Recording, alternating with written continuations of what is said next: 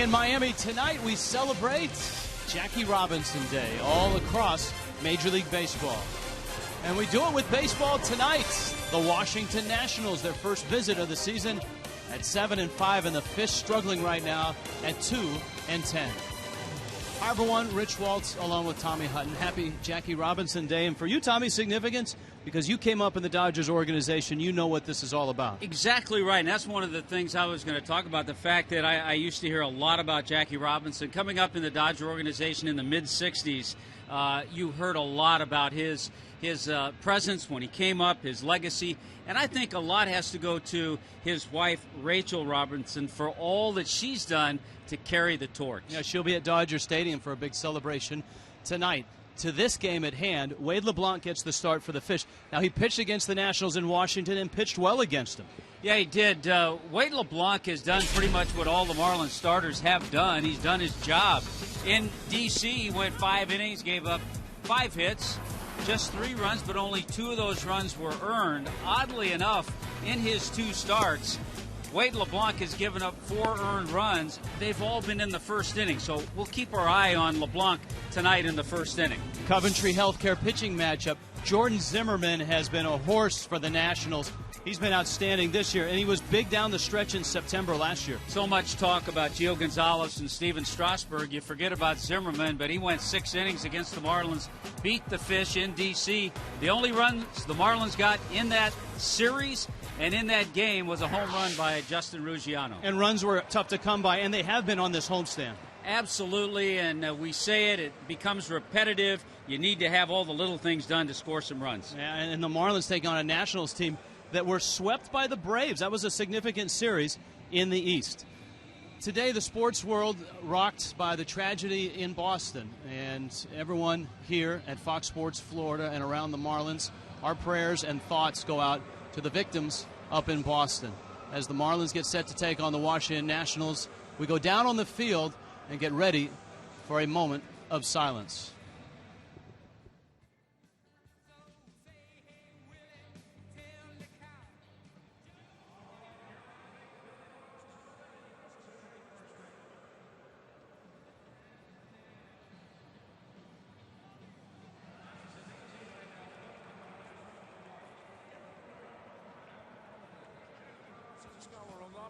That are with us at the ballpark this evening.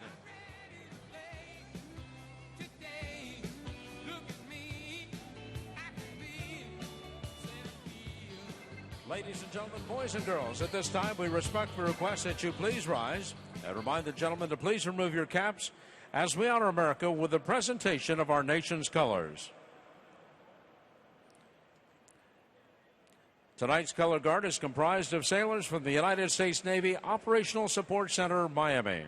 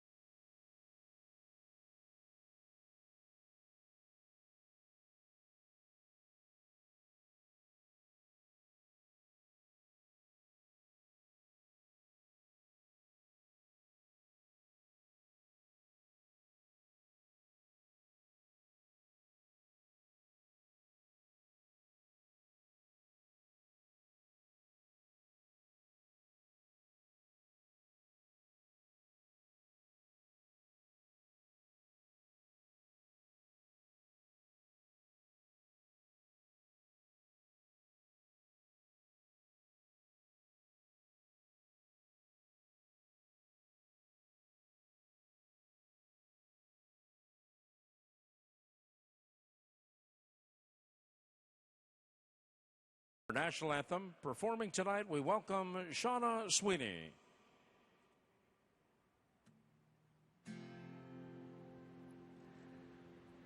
Oh, say, can you see by the dawn's early light what so proudly we hailed at the twilight's last gleaming, whose broad stripes and bright stars through the perilous fight o'er the ramparts we streaming and the rockets regular, the bombs bursting in air gave proof through the night that our flag was still there. Oh, say, does that star-spangled banner yet wave o'er the land of the free?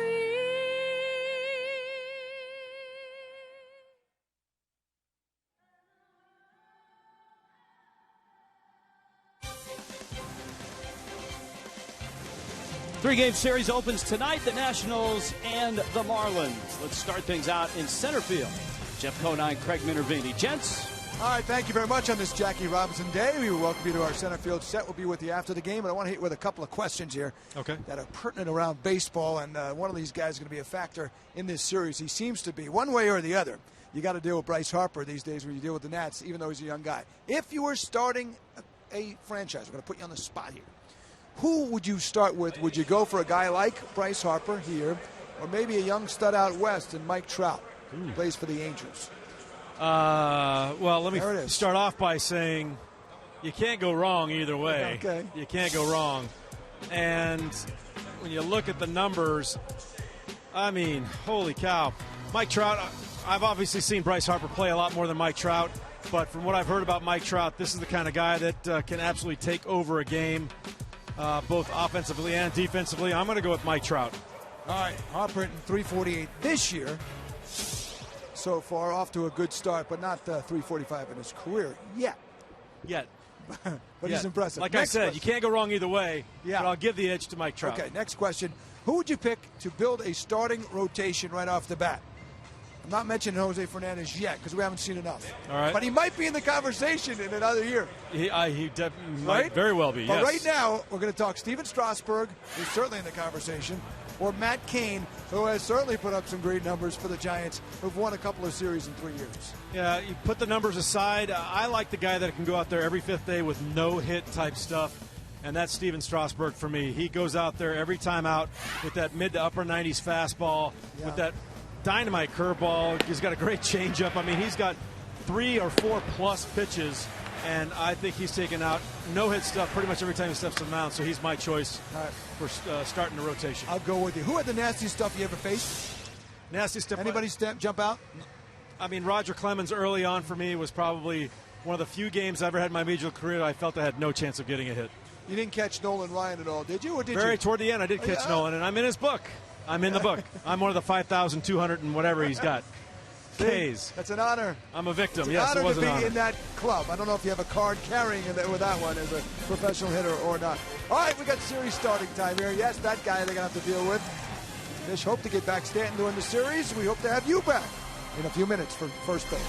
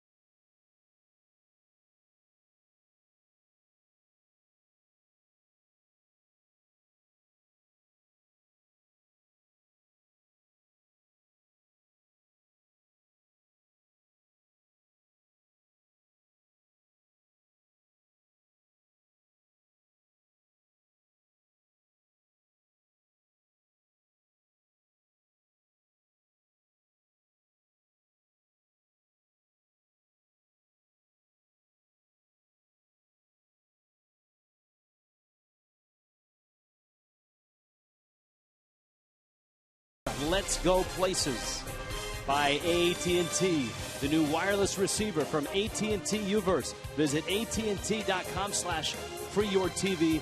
Rethink possible. And by Just for Men Auto Stop Foolproof. Gray is over.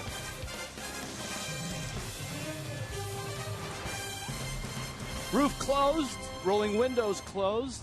Nationals and Marlins in Game 1. The field took a little bit of water, but is in great shape, ready to go, and the Nationals will come to the plate. There's a look at the infield. The left side of the infield, a heavy downpour hit right around noon, and they scrambled to close the roof completely. By the time they did, the sideways rain and wind had blown a lot of moisture in. Neither team took batting practice or infield or anything like that, but the grounds crew has worked well. They have the field in top shape, and here we go. And as you'll see, everyone wearing 42 tonight across baseball. Pinch a penny. First pitch on Jackie Robinson Day, and a fastball is up. Alan Porter works behind the plate with Jerry Lane, Greg Gibson, and Mike Estabrook out on the bases. Wade LeBlanc seeing the Nationals for the second time in a couple of weeks. And he floats that one away. It's 2-0. Yeah, it's the same matchup, Rich, that we saw in D.C. Wade LeBlanc went against Jordan Zimmerman. There's a strike to Span. Denard Span's done a nice job from the leadoff spot. .423 on base percentage. And he's helped get the Nationals off to a quick start up until this weekend when the Braves went into D.C. and swept them.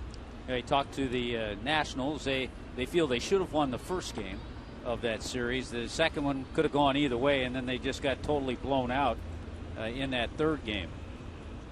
I think a good wake-up call for Washington. Yeah, David Johnson, I talked to him today. He wasn't all that concerned about his ball club, but boy, was he effusive in his praise of the Atlanta Braves. Span reaches out, soft liner, and it gets by a diving Solano into right field.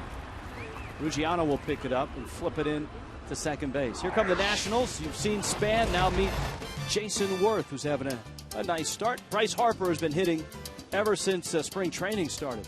Ryan Zimmerman had a tough day in the field yesterday and the whole series against the Braves. Ian Desmond's bat is perked up. Tyler Moore gets a rare start at first. Steve Lombardozzi at second.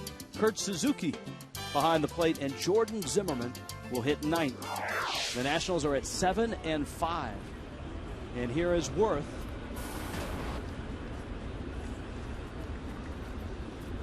You see Worth against the Marlins, 2 for 12 in that series in D.C. That was the season opening series. The Nationals rolled out Steven Strasburg, Gio Gonzalez, and Jordan Zimmerman. And Miami got a grand total of 15 hits and 1 run in those 3 games. The 1 run was the home run off the bat of Justin Ruggiano. It was a slow start. You saw the numbers for Jason Worth.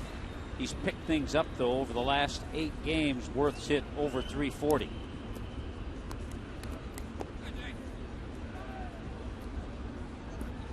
At times, LeBlanc has a little more success against right-handed hitters because of that changeup. Span a threat to run. He's got 2 stolen bases this year. Worth takes a strike. Now, Wade LeBlanc has made just 2 starts, but that first inning for him is a key one. First inning, he's given up 4 runs, and opponents are hitting .500 against him in the first inning this year. He's not given up an earned run after the first inning in his 2 starts. So try to get through the first inning here. The theme continued for Miami in yesterday's ball game, and that is great starting pitching, but absolutely no offense. Kevin Slowey, 5 1/3, 1 run. And the Marlins lost to the Phillies 2-1. Span from first. LeBlanc to the plate. And Worth knocks one into left field. So the Nationals have pulled a couple balls. Span to right, Worth to left. And here come the big bats, Harper, Zimmerman, and Desmond. Well, we'll take a look at the defense for the Marlins, brought to you by Cleveland Clinic with Juan Pierre. Chris Coughlin starting second straight game in center. Ruggiano in right. You notice the absence of Giancarlo Stanton. We'll talk about that as the game goes on. Polanco and Echeverria, Solano and Dobbs, and Brantley is behind the plate. Bryce Harper really hammered the fish in that opening series, and he hammered the fish in spring training and everybody else, and he hasn't let up yet. Harper at 348. He was 6 for 12 with a couple of home runs. And those 2 home runs were against Ricky Nolasco on opening day in D.C. And a dangerous man here.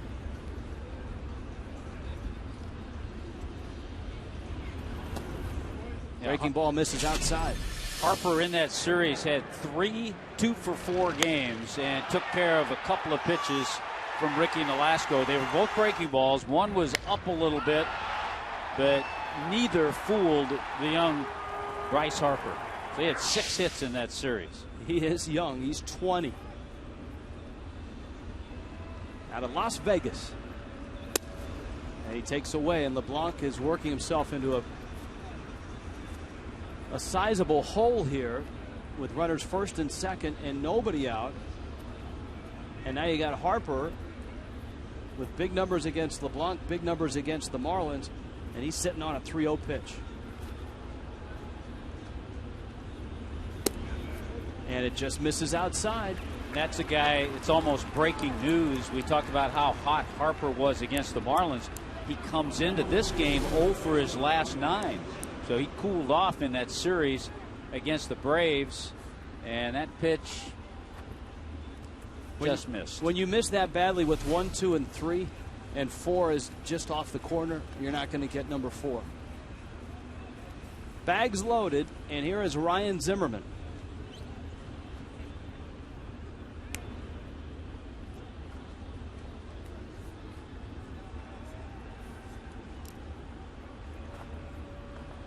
Zimmerman, a tough weekend with 3 throwing errors. 2 of them in games 1 and 2 of that series loss, the sweep at the hands of the Braves. The first 2 were very costly.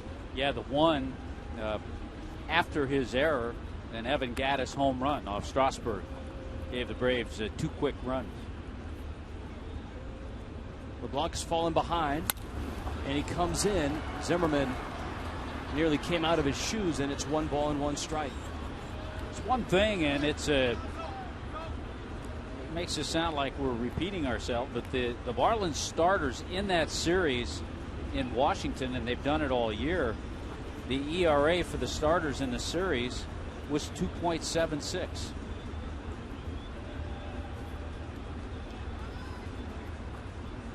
Infield back for 2. Damage control right now. 1-1. And LeBlanc now gets 2 strikes on Zimmerman. I know it's Jackie Robinson Day, but it's not officially a holiday. That's where Zimmerman's done his best work against the Marlins. From 4th of July to Mother's Day to Father's Day. 1 and 2. Zimmerman up the middle, into center field, base hit. That will score a couple. Throw to third. Harper's on his way, and he is out. Polanco with the tag, and a good play, a heads-up play by Chris Coghlan in center field. Yeah, good job by Cox, because he knew he wasn't going to get the runner at the plate. He wasn't going to get Jason Worth. So you kind of sum up things as you come in to get that ball, that base hit. He realized his best shot was at third. He made a good throw and got the aggressive Bryce Harper.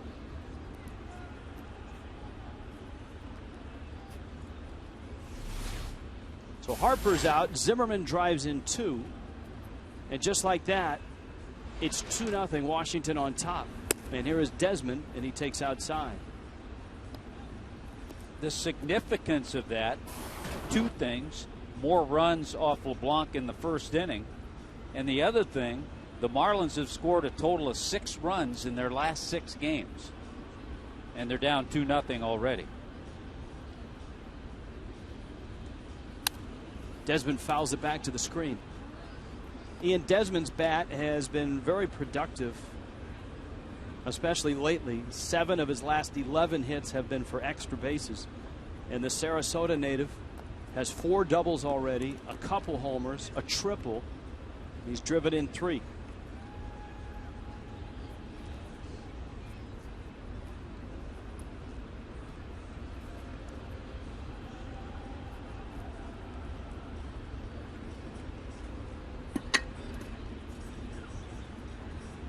Dobbs holding Zimmerman. That's a fair ball into the corner. Zimmerman around second. Pierre picks it up, and Zimmerman a little gingerly. He's really laboring with his running. But you know what? Even if he has a little tweak here or there, you know Ryan Zimmerman's going to be in the lineup. Desmond with his 5th double. They'll pitch up, and Desmond all over it. Sneaks it past Polanco. Good job by Juan Pierre to get over and cut it off. If it ricochets into that corner, Zimmerman probably scores.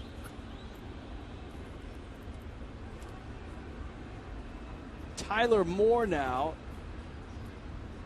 with runners 2nd and 3rd.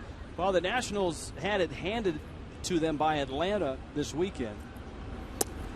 And any lingering doubts they had about themselves have been erased pretty quickly here as they face the Marlins for the 2nd time in 2 weeks. Davey Johnson's Nats swept the Fish decisively in Washington, and they're up 2-0 here. Those games will be good games to follow as the year goes on. The Nationals and Braves. Good changeup, that last pitch to Tyler Moore. Desmond a double. Zimmerman the 2-run single. 2 runs across already. We showed you those first inning numbers. So now opponents are hitting well over 500 against LeBlanc in the first inning. And this is his 3rd start of the season. Already 6 first inning runs. Make that 7 with Zimmerman coming across. Desmond is coming home. Pierre's throw is not in time. 4 runs for the Nationals. 8 first inning runs for LeBlanc in his 3 starts this year. Well, Tyler Moore, right-handed hitter. Davey Johnson wanted to get him in there, get him some at-bats. He was so important to their offense last year against lefties when he came up. He's giving Adam LaRoche the night off. And it pays off immediately for Davey Johnson with a single that drives in 2.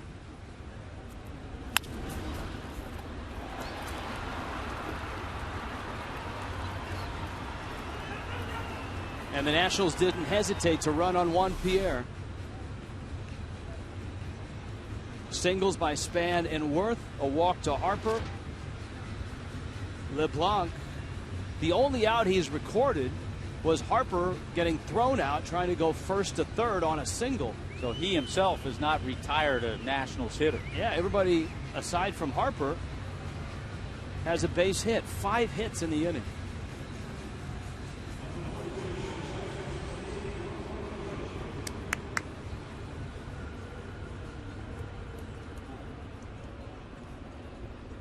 Now Lombardozzi, he gets the start for Danny Espinosa at second base. Kind of similar situation.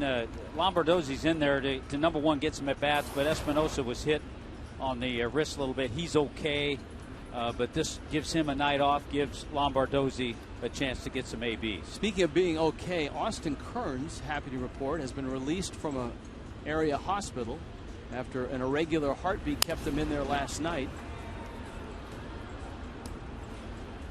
There's Kearns. We've not been told as to his status. I suspect he's not available. Good to have him back, though. Nice to have him back. Giancarlo Stanton not in the lineup. We expect that he's not available. There's a chance that Stanton might not be available this whole series. And for Miami, obviously Stanton was struggling. But just not having him in the lineup is an enormous loss for a team that is scuffling offensively. Soft pop-up. Dobbs is calling, and he makes the catch. So LeBlanc records an out, and up comes Kurt Suzuki. Yeah, you go back to the whole scenario with Wade LeBlanc in the rotation. If not because of injuries to Henderson Alvarez, to Nate Eovaldi, LeBlanc would be in the bullpen, another lefty, guy who could give you a couple of innings. But because of those injuries, he finds himself in the rotation.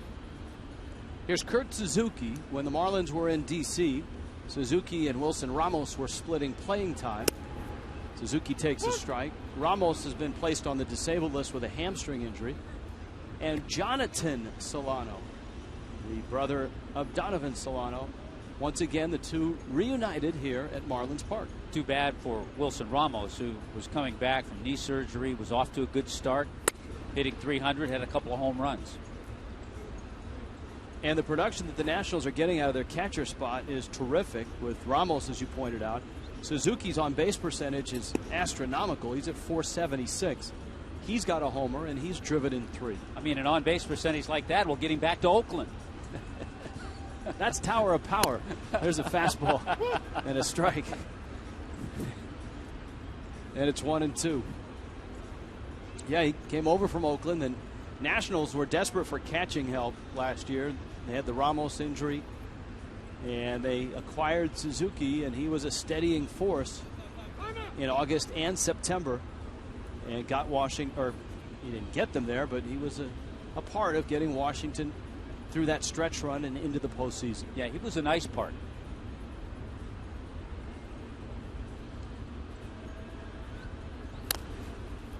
Check swing at a high fastball. 1-2. Suzuki, native of Hawaii, and a product of a very good baseball school, Cal State Fullerton. He is in the last year of a contract. Pops at first base side. Dobbs towards the rail. And it's out of play. I don't know that Dobbs got a glove on it. You could see the fan reach and try to make the catch, and I think Dobbs upset at himself. He didn't snare that one.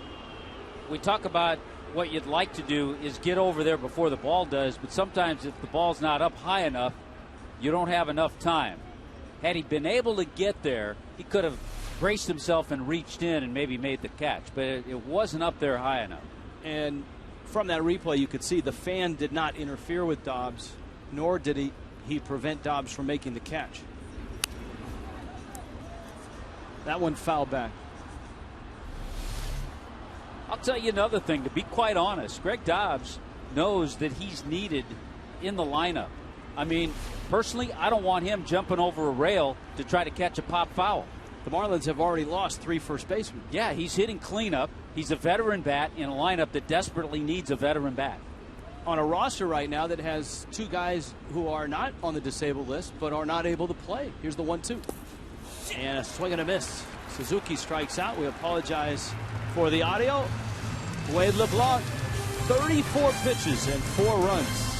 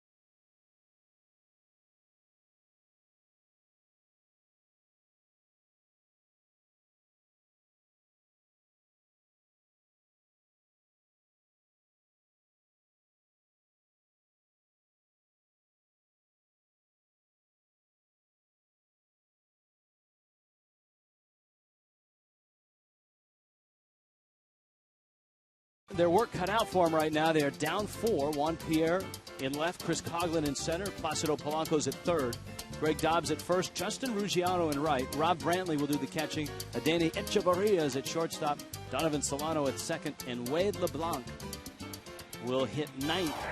And they'll be facing a guy that is very, very good and flies under a lot of radar screens because of the two guys slotted above him in the rotation. This guy in many rotations would be a number 1, and he's the number 3 starter with the Nationals, and he's really continued what he finished last year. He finished after the All-Star break last year, his last 15 starts.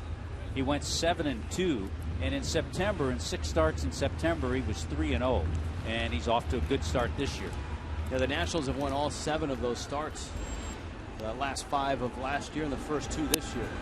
And he opens with a fastball up to Juan Pierre.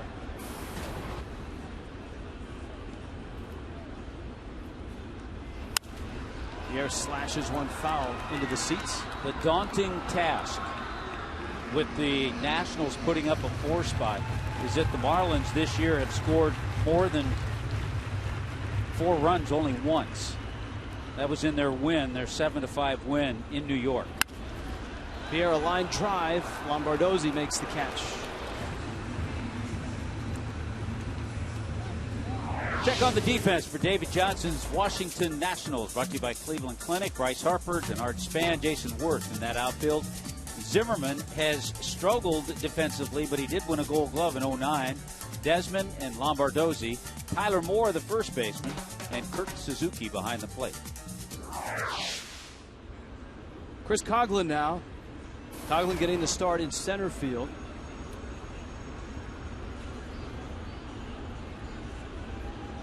Eight career at-bats against Zimmerman, and he comes out with 1 hit against him. Placido Polanco will follow. Miami here in the first, trailing 4-0. Zimmerman, a terrific high school athlete, great wide receiver growing up in Wisconsin, Auburndale, Wisconsin, and a 2nd-round pick in 07 by the Nationals. What's the scouting report tell us on Jordan Zimmerman? Heat with tail. A fastball moves. He'll use that 12-6 curveball. And as Rich just pointed out, very good athlete. Coughlin drives this one to left. Harper goes back, and he makes the catch. Now, the Marlins have barreled up 2 balls here. Pierre's line drive, Coughlin's left line drive. I was talking to Tino Martinez today about his hitters.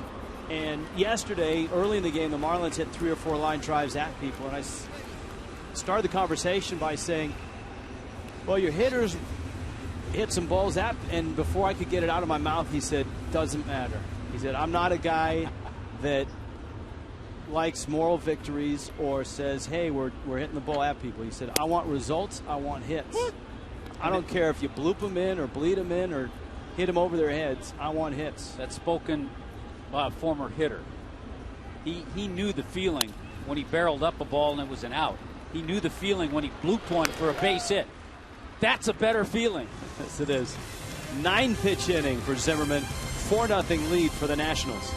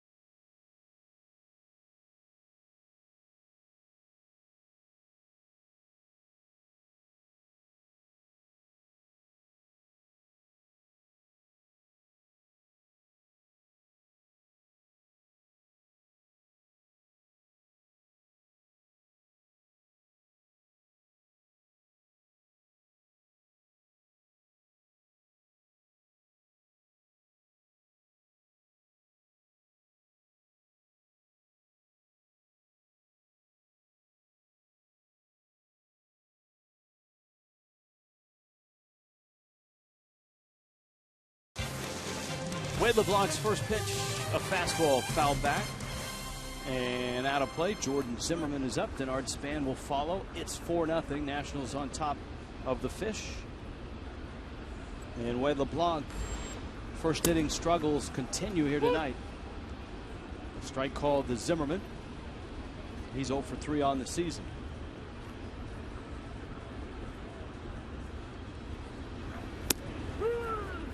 Outside corner. I like the way Alan Porter calls a third strike.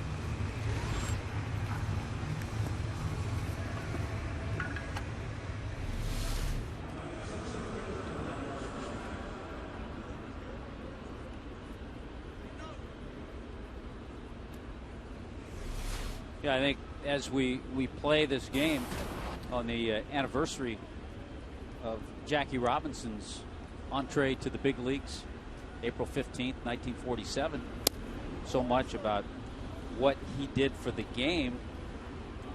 Not only do you see players, but the home plate umpire tonight, Alan Porter. I'm sure would have never gotten an opportunity if things hadn't gotten kicked off by Jackie. 1-0 pitch. Span shoots it out to short. Echeverria gathers it in and throws him out. Marlins and Nationals tomorrow at 7:10. The Tuesday edition of the Miami Herald will have a half-price Tuesday ticket offer. Get half-price tickets in Legend, Silver, Baseline Reserved, and Bullpen Reserved, or the Home Run Porch. Visit the Marlins Park ticket office or go to marlins.com. Of course, the idea of wearing number 42 was originated by Ken Griffey Jr. Players who were wearing number 42 when the number was retired back in 1997 were grandfathered in. And as Jeff Conine pointed out on Marlins Live, Mariano Rivera is the only remaining player with number 42. Now, you knew about Robinson even before you were a Dodger because he was a legend in Southern California. Mm-hmm. He was Pasadena City College and then at UCLA. Yes, a 4-sport letterman: basketball, baseball, football, and track. He was so much ahead of his time. Just looking at some of his numbers, that rookie season he hit .297 when he won Rookie of the Year. His lifetime on-base percentage, .409. Worth steps out.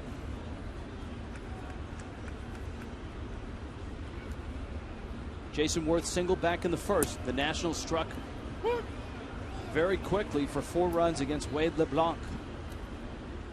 They banged out 5 hits before LeBlanc knew what hit him.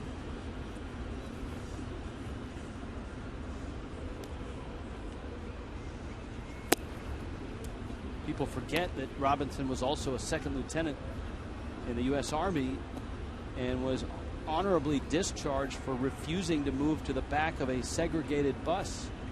That was 11 years before Rosa Parks did the same in the South.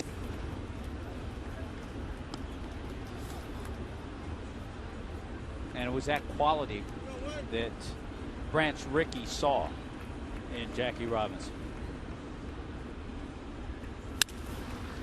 Echeverria gets another one and throws out Worth. So LeBlanc from first inning to second inning, a completely different lefty.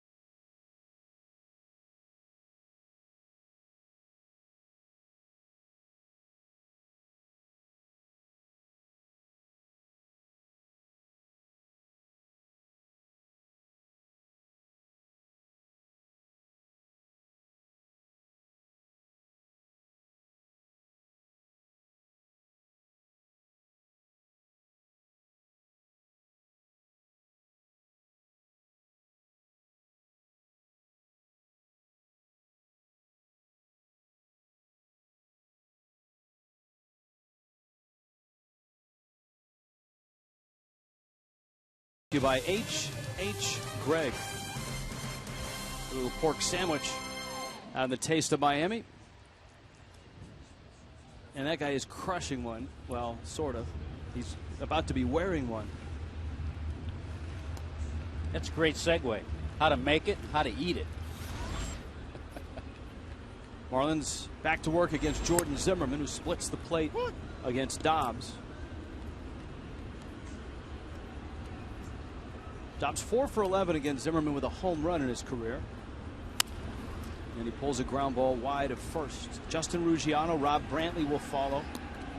Zimmermann beat the Marlins 6-1 in Game 3 of the season.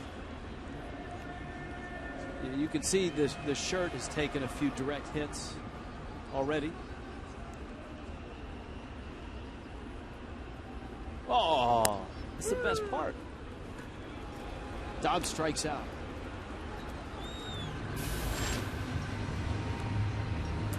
And there's one out here in the second.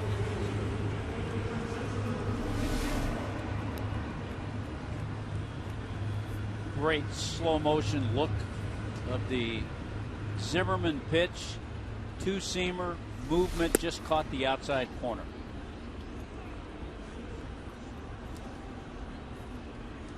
Ruggiano.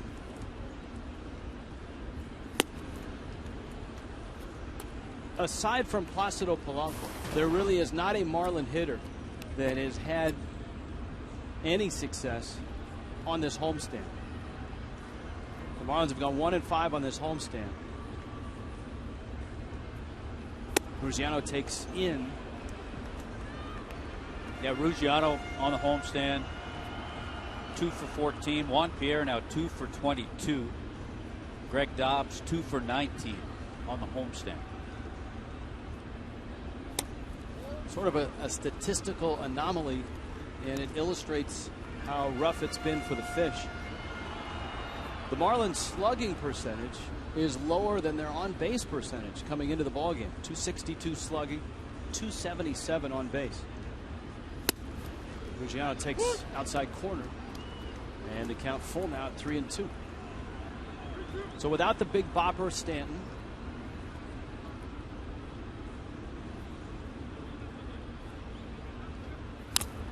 the Marlins have been unable to piece it together, to string hits together, to get base runners on with any consistency. And you talked about Giancarlo, 3 career home runs against Jordan Zimmermann.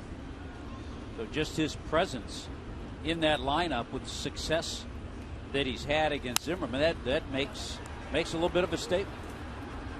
The one thing about Stanton is he has had miserable Aprils every April that he has spent in the big leagues. This is his 3rd Major League April. And he's hit all of 3 home runs in April. And I want to say almost 58, 59 games. Fastball, swing and a miss. Down goes Ruggiano. Zimmermann has dialed it up here. It's striking out Dobbs and Ruggiano.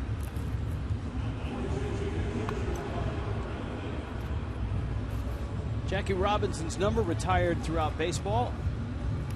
In junior high, he played on the Pomona Baseball Tournament All-Star team, which just happened to have Ted Williams and Bob Lemon.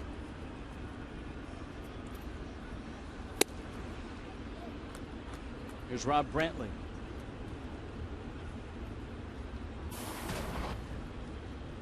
Brantley, a San Diego native. Squirts it out to short. Desmond gathers it in and throws him out. And Zimmermann has retired all 6 he has faced. The Nationals off to a quick start, 4-0.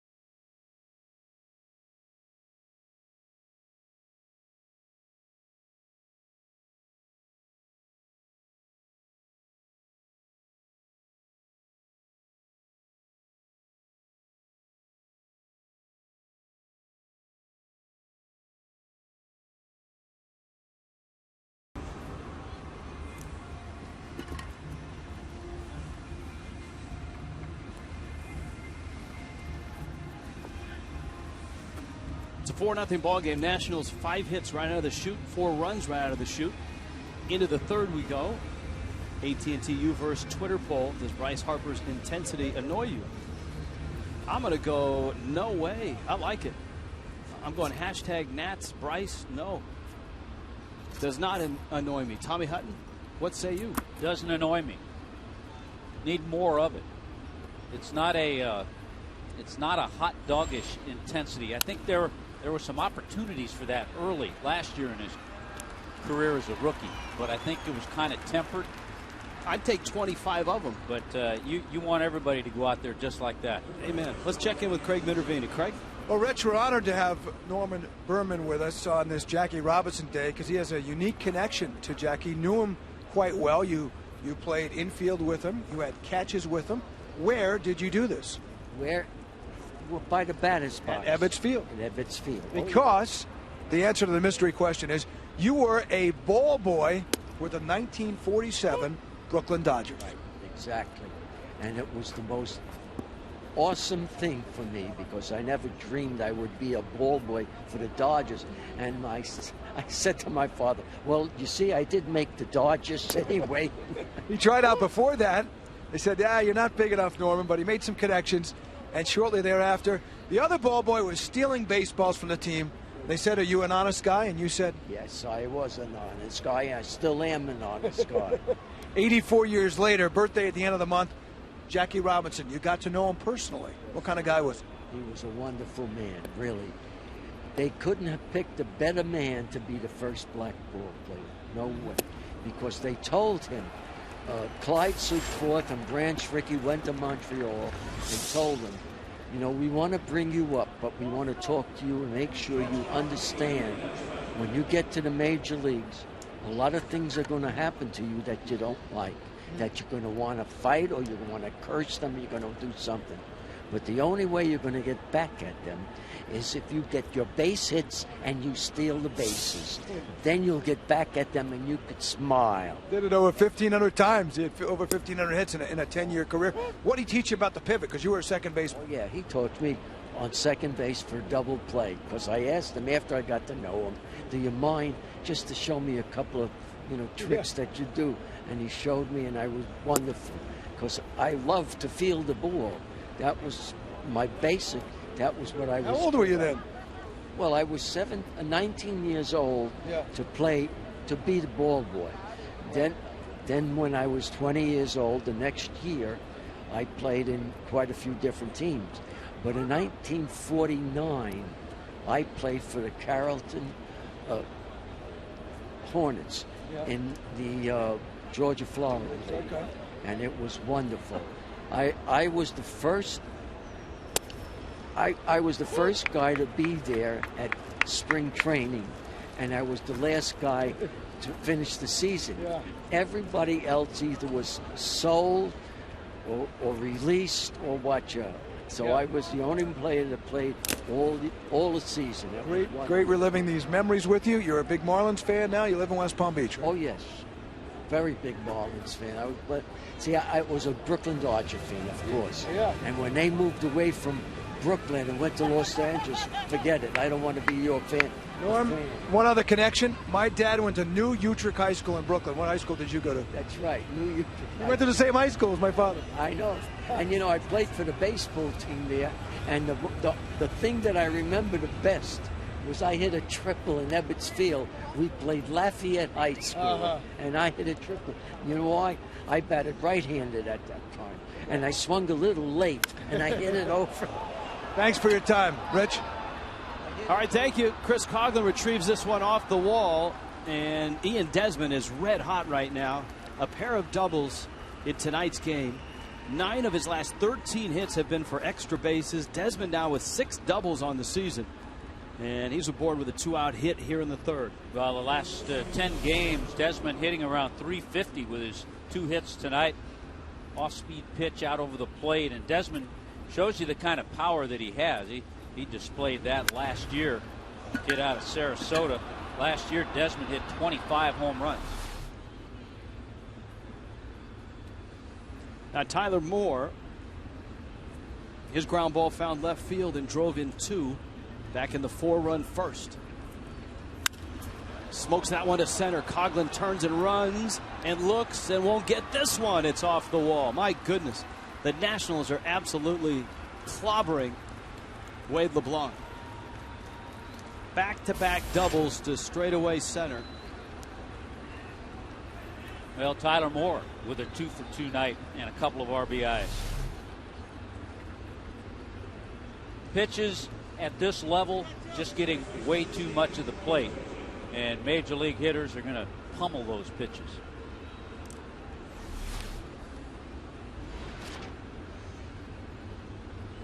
Tyler Moore had back-to-back years in the minor leagues where he hit over 30 home runs. That one is hammered down the left field line and off the wall. That's a fair ball. Steve Lombardozzi gets in on the act, and it's 6-0 Washington.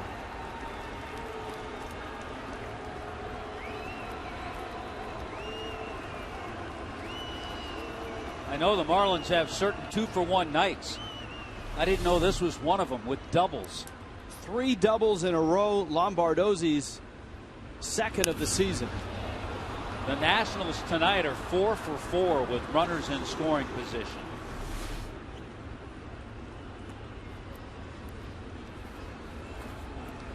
Now Suzuki is up, and the Marlins bullpen is up. John Maine.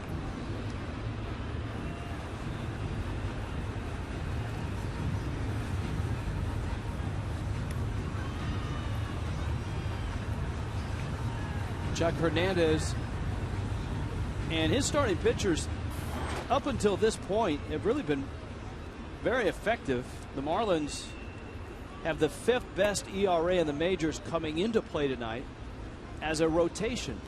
St. Louis is first, Atlanta second, Boston third, then the Dodgers, and then Miami.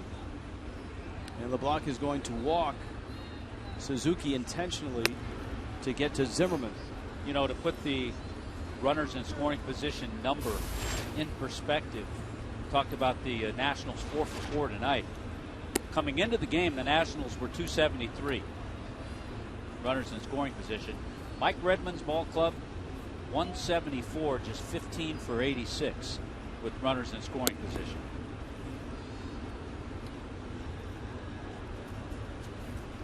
And so Davey Johnson, who earlier today said, hey, it was just 3 games against the Braves. It's a long season.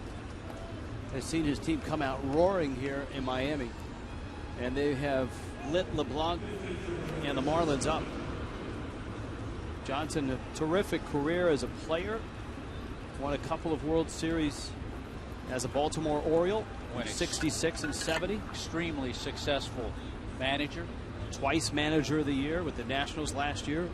With Baltimore in 97, of course, a world championship with the Mets in 86. Zimmerman goes after the first pitch and pops it to right. Ruggiano comes in and makes the catch. But Washington strikes for 2 more runs with 3 more doubles.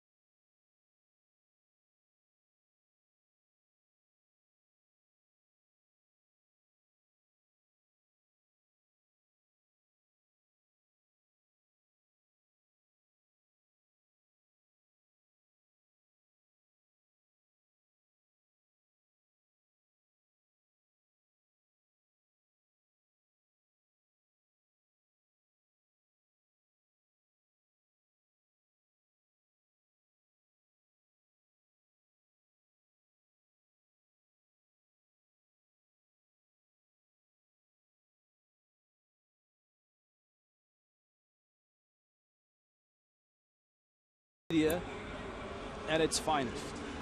Make sure you have the best seats for all the action at Marlins Park this season. Enjoy new pricing on many seating areas in the ballpark.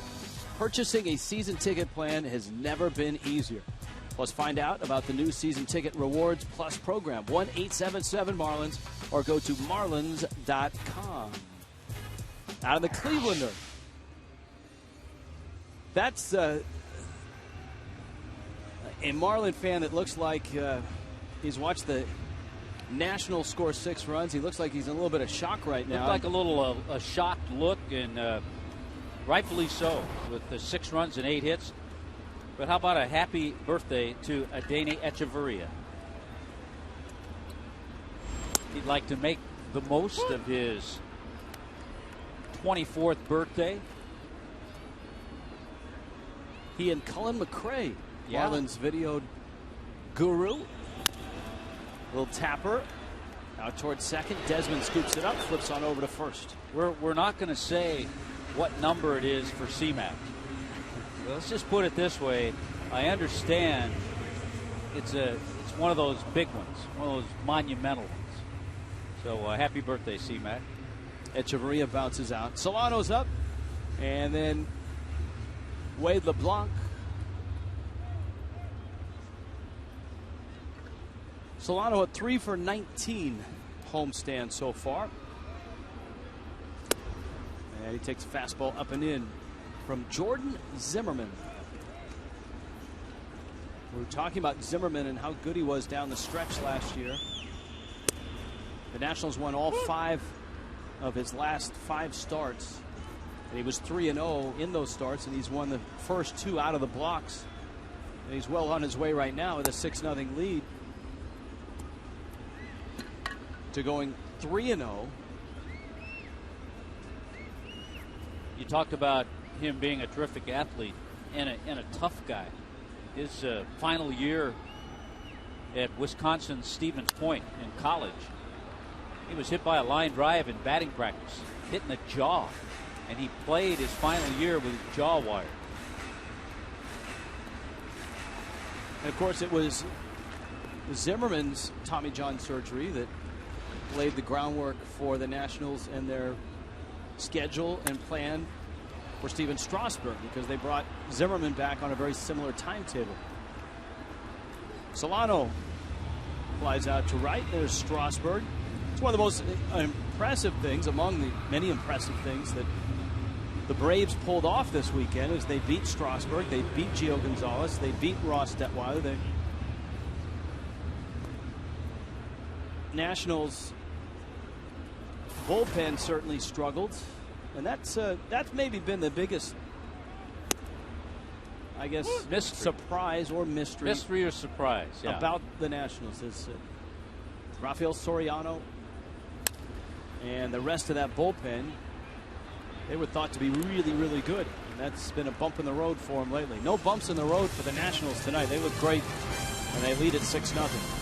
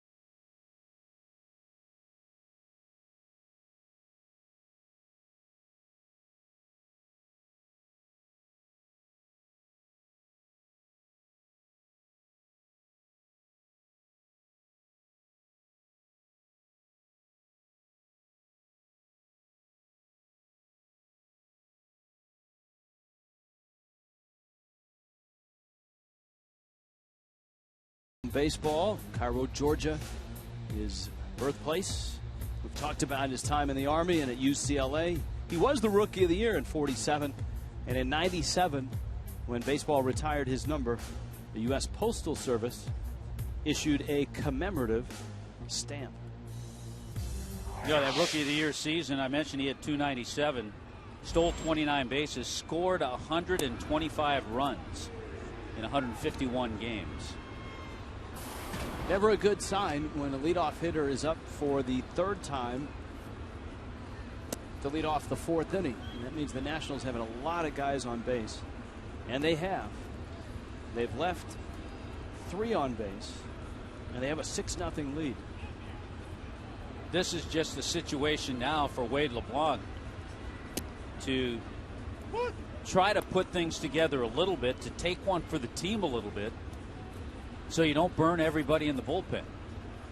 So that's why he hit last inning and goes back out there here in the fourth.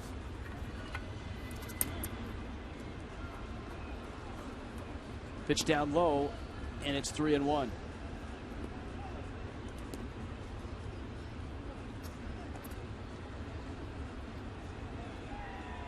Span coming over from the Twins.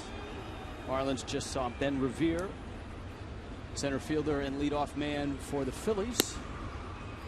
And the Nationals adding Span as well.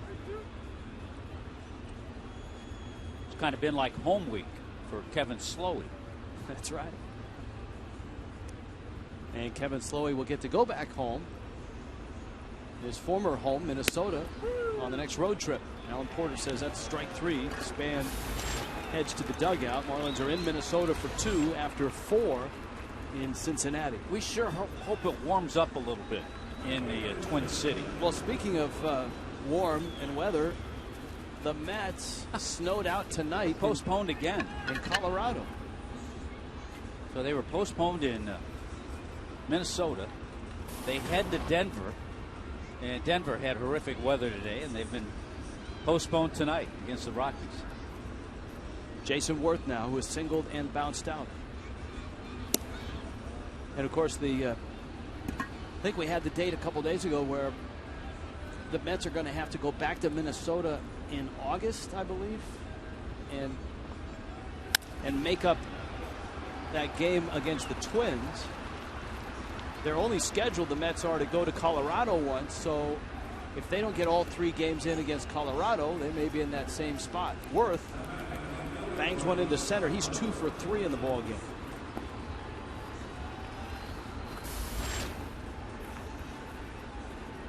The Nationals, and here we are in the 4th inning with just 1 out, have had 11 base runners.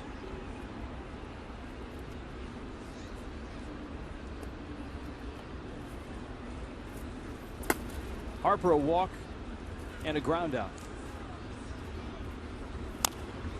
And he pulls it foul. Good pitching matchup in Cincinnati tonight. The Phillies headed to Cincinnati. You got 2 veteran guys who work fast, throw a lot of strikes. Cliff Lee, Bronson Arroyo, and as expected, no score in the 5th inning. Reds have lost Johnny Cueto for a few weeks with the soreness in the triceps.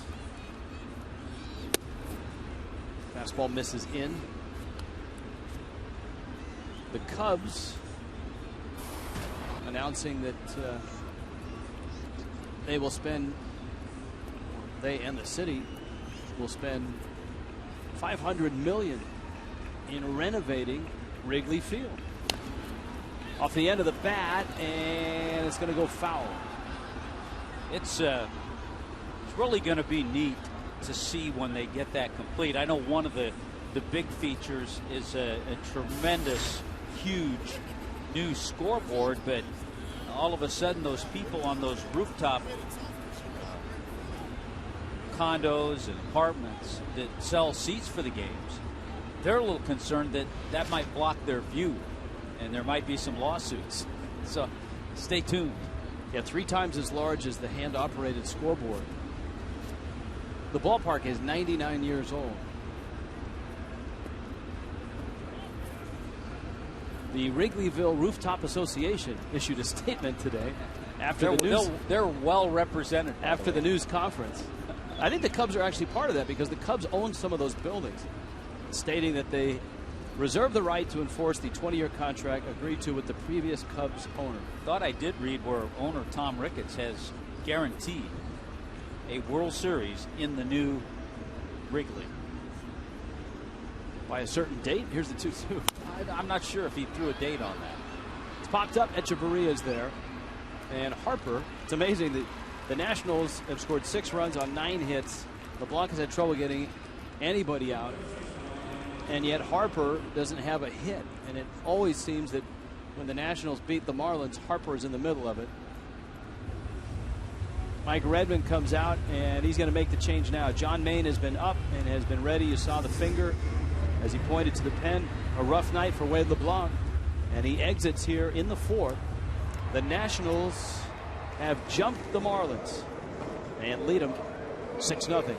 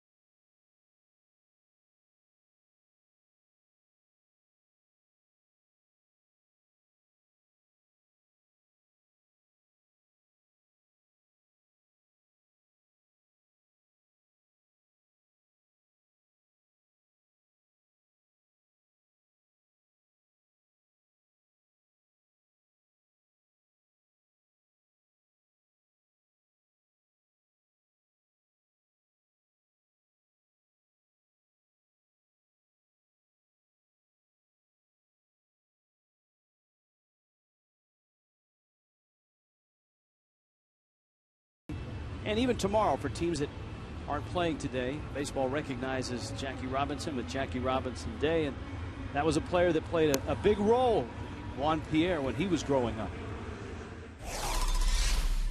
When I was younger, all my projects and stuff like that, I used to always do a Jackie Robinson history project. And so the thought of what he went through and just he's one of the reasons that I'm able to go out there and play, and it's an unbelievable feeling just to do it. And I'm in the outfield, so I get to see all the number 42s, the guys with their back to me, so it's pretty cool on that day.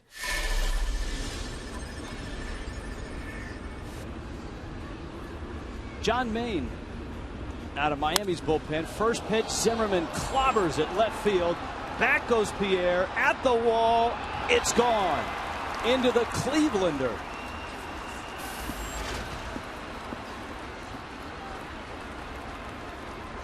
And the drubbing continues at the hands of the Nationals. Ryan Zimmerman has driven in 4 of Washington's 8 runs. Oddly enough, for Ryan Zimmerman, that's his first home run of the year.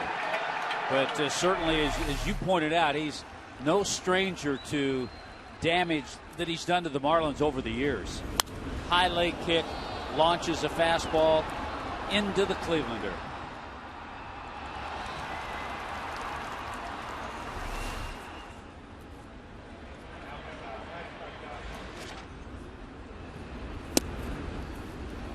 Fastball from Maine, a strike to Desmond. The one thing, too, Zimmerman knew what he was getting from John Maine. 8 career hits against Maine, 8 for 38. 3 home runs now. Desmond clubs one into center. My goodness. Desmond's got 3 hits. They've all been crushed. He's doubled twice. Now he's singled. And this is an absolute rout. 8 runs, 11 hits. And it's only the top of the 4th.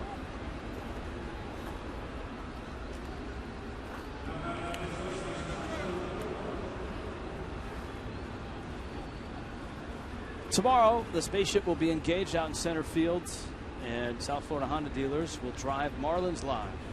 Fish Farm Report, Game 2 preview. As the Marlins and the Nationals play Game 2. Game 1 is not going well for the Fish. Yeah, when Game 1 starts going like this, you start thinking about Game 2. Dan Herron, the veteran, goes for the Nats, and Alex Sanabia for the Marlins. Tyler Moore has driven in 3 runs with a single and a double. And he rolls one to short. Echeverria to Solano in time, inning over. But more damage for the Nationals. Ryan Zimmerman, a 2-run homer. And that greets John Maine. A visit to the Clevelander.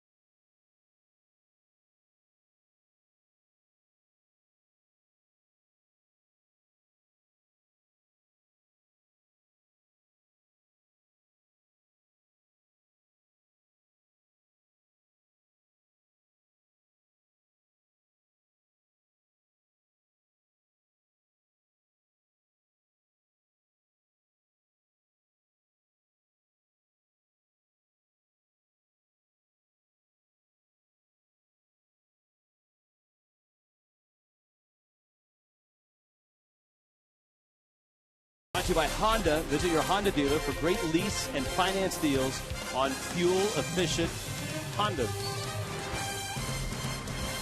Inside Marlins Park, it's not pretty for the hometown 9.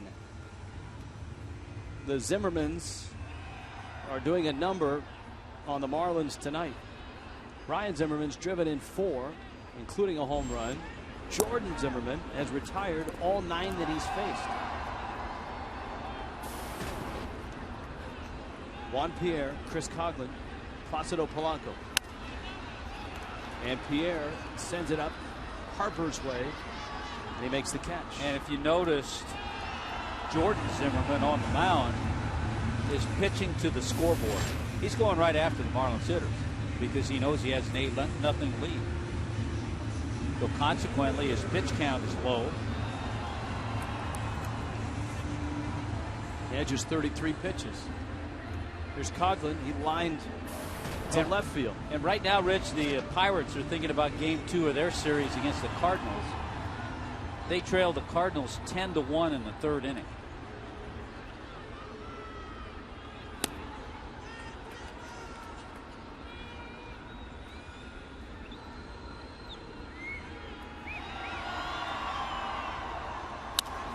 Up the middle into center field. First base hit for the Fish. Coghlan with a base hit. And he's aboard. Good job by Cogs. He rolled out. I don't want to say rolled because a couple of balls he hit to second base yesterday hit pretty well, but he was 0 for 4. He hit a ball well his first time up tonight. A line drive to left, and he gets that one up the middle for the first base hit tonight. Like Jordan Zimmerman had a shot. Couldn't quite get the glove down in a hurry. The ball was hit pretty well. Coghlan's had 2 good swings tonight against Zimmerman. Here's Polanco. He's bounced to second. Phillies in Cincinnati, and they are already in the top of the 5th inning. You're right about Cliff Lee and that game going quickly. Oh, both those guys. Bronson Arroyo. Yeah, Arroyo works fast. Lee works fast. I'm going to check, but I'm going to guess there haven't been any walks. No walks for Arroyo, no walks for Cliff Lee.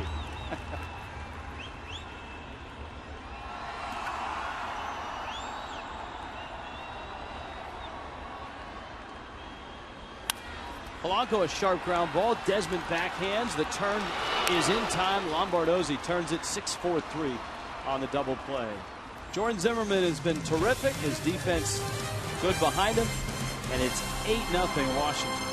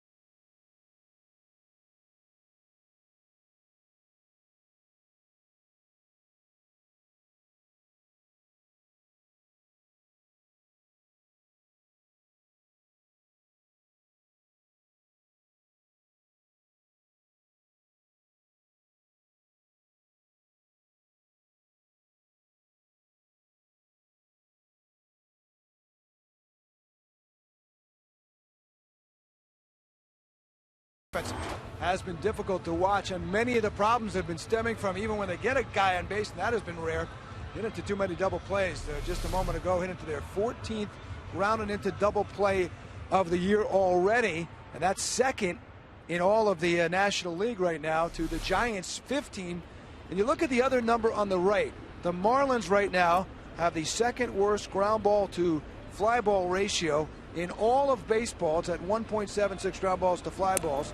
The league average around 1.3, and that's where the Marlins were last year. So you read into it, what does that mean? Well, the Giants, they have the worst number there if you look at almost 2-1, yet they're winning, which means probably they're hitting a lot of hard ground balls and they're getting through because their average is the second best in the league. For the Marlins, watching them, not only the double plays, but many of them are the routine variety. Slugging percentage very low, so they're not driving the ball either. That's a problem they're going to have to deal with. Where are the answers? We did talk with Mike Redmond a bit today, hoping to get Stanton back maybe in this series. Austin Kearns hopefully soon. And then you look at guys like Christian Yelich. Marisnick is back playing at Double-A. Yelich soon. And how about Joe Mahoney off to a good start in Single-A for Jupiter. But right now, just struggles for the Marlins, guys. And struggles tonight on the mound for the Fish. John Maine gives up a loud hit to Steve Lombardozzi. He's 2 for 3. The Nationals in double digits in hits. Now with a dozen and 8 runs. 7 of those charged to the line of Wade LeBlanc. 3 2/3, 9 hits, 7 runs. John Maine absorbed 1 of the runs in the Ryan Zimmerman home run. How about the 2 guys that Davey Johnson got in there tonight to get some at-bats? They hadn't had a whole lot of playing time. To get some at-bats and gives a couple other guys a breather. Tyler Moore, he's one of them. He's got a couple of RBIs and 2 hits. And now Lombardozzi with an RBI and 2 hits. Suzuki has struck out. He was intentionally walked. And Maine throws a strike. 0-2.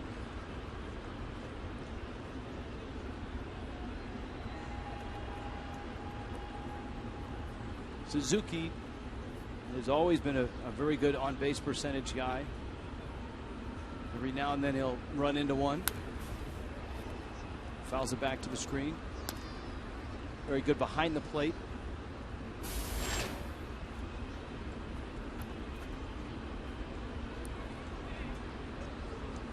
Last year, Suzuki, of course, in Oakland and in Washington, he had 5 home runs for the Nationals in his 43 games.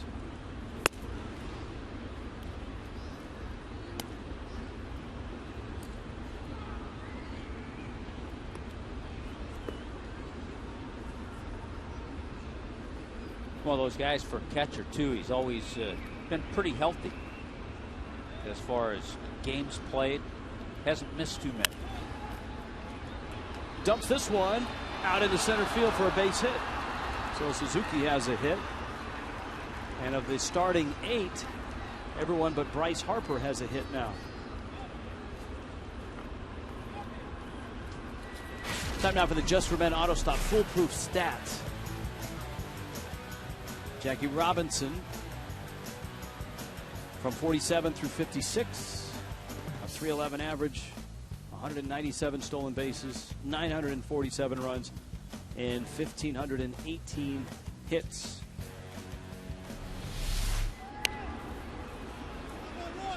Zimmerman bunting, and Maine flips over to first. And the Nationals move the runners up. At first glance, some may say it's 8-0 and you're bunting, but kind of surprised. You know what? That's what Zimmerman does, and I think if you're Davey Johnson, it's an opportunity to just let Zimmerman practice his bunting. I mean, what's more important to him? The last thing he wants is him to take a swing and hurt himself. Right. So I mean, if he wants him to work on his bunting, why not?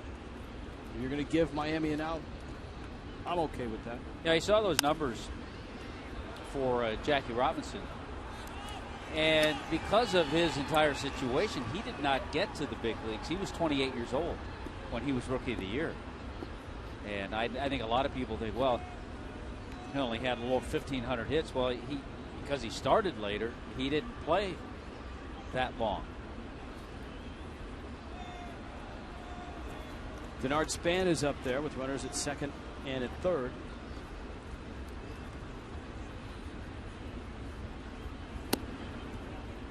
Maine with a changeup, and this is up. Had the opportunity, Rich, to be around Duke Snider. When I started my broadcasting career with Montreal, Duke Snider and Dave Van Horn did the Expos radio. So used to see Duke on a daily basis. And he would tell stories about Jackie Robinson. He was there. Tell stories about Pee Wee Reese and how Pee Wee befriended Jackie. How much of that was around when you were coming up in the Dodgers organization, which was what, mid-60s, right? Mid-60s. Line drive, base hit. That's going to mean 2 more runs. Lombardozzi and Suzuki will score. Span is out at second base. Trying to stretch it to a double. But a 10-0 Washington lead. How about the second put out, second assist for Chris Coglin?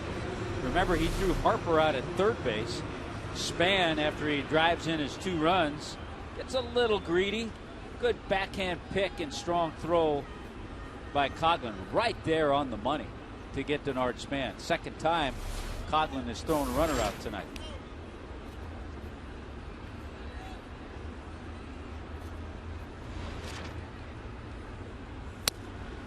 But to answer your question, yes, I remember arriving at Dodger Town and seeing big pictures of Jackie Robinson. The Dodgers always seemed like they had more black players coming up in the minor leagues than other organizations. Oh, yeah, they were obviously on the cutting edge. 10-0 Nationals in the 5th.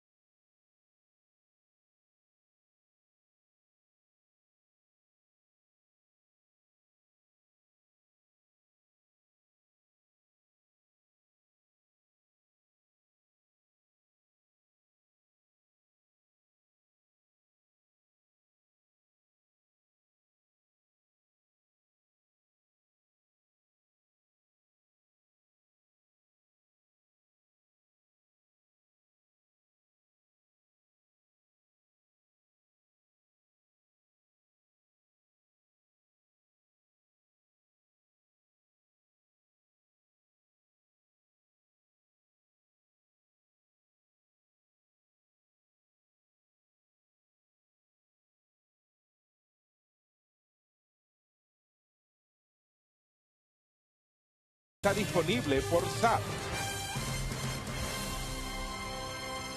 2003, 10 años juntos, Cookie, trayendo español a los fanáticos de los Marlins. ¿Eh? We have decided, Tommy, that for the rest of the evening, we're just going to let Raul and Cookie take it, and we'll head home. Hey, take it away, guys. I'm on the turnpike here. Dale, bienvenido.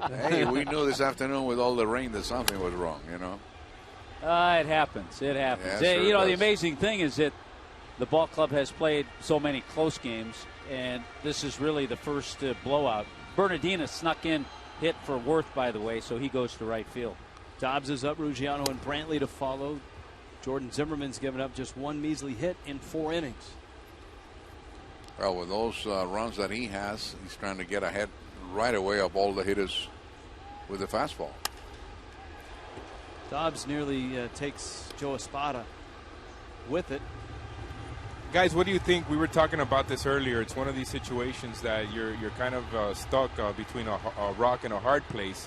Look how Zimmerman has 41 pitches, so being aggressive isn't really helping. But at the same time, with the game the way it is, what are you supposed to do? Well, we were talking over here that Zimmerman is pitching to the scoreboard right now. He's just attacking the strike zone and not worrying about if somebody runs into one and knocks it out of here. So I think you got to go up, and if you get a good pitch early, you got to, especially the way the Marlins have been going right now. And I just want to know how to say between a rock and a hard place in Spanish. Entre una piedra y un lugar duro would be it. Although that's not really, a Spanish thing. Doesn't translate exactly, does it? Yeah. No, that's for sure. What do you guys think of all these 42s? I actually, the neatest comment I heard tonight, I don't know if you guys heard the audio of Juan Pierre talking about the importance, and I think I never thought of the perspective he has in left field, how he said he can see all the 42s. I thought that was pretty cool. I had a hard time when John Maine got up to to warm up in the bullpen. I was looking, I saw 42. Who's that? Yeah, we've had a few tweets that 42 for the Nationals can sure hit. No doubt. All those 42s can hit. Oh, that's a terrific play. Ian Desmond is a blossoming superstar at shortstop for the Nationals. And that's the other part, guys. When they do hit the ball on the cover, they hit it right in front of the defense. Yeah, that's a great pick. I know Cookie saw Freddie Patek do that a few times. Well, that was, I'll tell you, an outstanding play right now. And I think that we're going to see a lot of plays like that from Echevarria at shortstop. I think he has great reflexes, great arm. And Desmond has been outstanding for this ball club last year, and this year is doing the same thing. All right, guys, we'll be back in the next half inning and all right. to chit chat. All right, take care, guys. All right, guys, have a good one.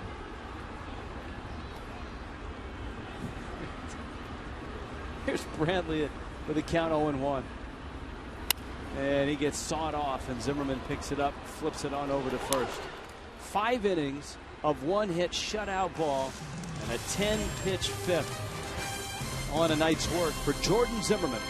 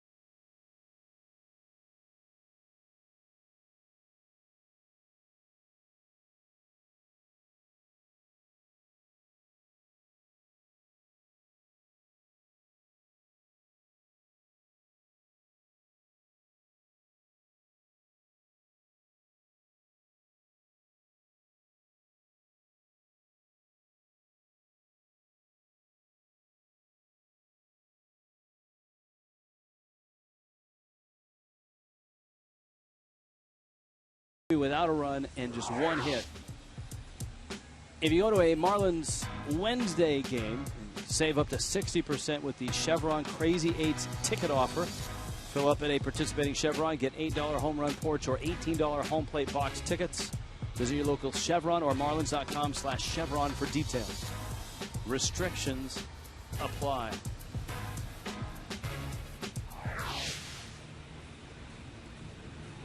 Well, he's got it covered. He's got the World Baseball Classic shirt and the Team USA cap. He's got his glove ready to go. And that looks like the one he used as a youngster. He's ready. Look at that. For the Marlins to hit their first home run at home. That model glove, that old Wilson label on it, that looks like a 50s or 60s version. Here's Bryce Harper. Tommy, how this looks like something you may have used in the day. Yeah. It's you used to use the glove oil. Glovoleum was the concoction that was sold, I believe, by Rawlings. Then you found out later that you really could have just used some of your dad's shaving cream. That's true. And that used to work. Mink oil was another popular thing you could spread on your glove. That one obviously well broken in. Bryce Harper, Ryan Zimmerman, Ian Desmond, heart of the order for the Nationals against John Maine. Tommy, we should tell the kids out there who have been clamoring over the last half inning that the 10-run reel is not in the building tonight. Apparently, you know how just like the president, the vice president, they have the briefcase with the football, so to speak, in it with the codes. That briefcase did not make it to Marlins Park tonight. Might have gotten stuck on the turnpike the way I did today. We apologize, and we promise that we will make it up to all of those who are saddened.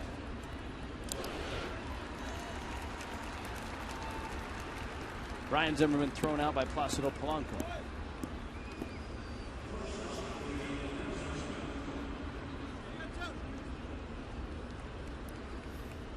With 14 hits, a season high for the Nationals. Desmond has doubled twice and has singled.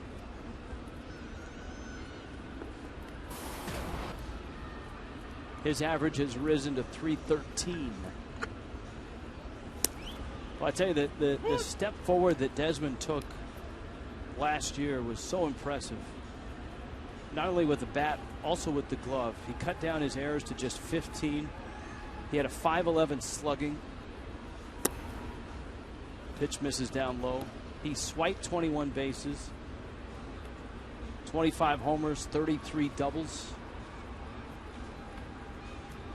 He was an all-star, and he deserved it.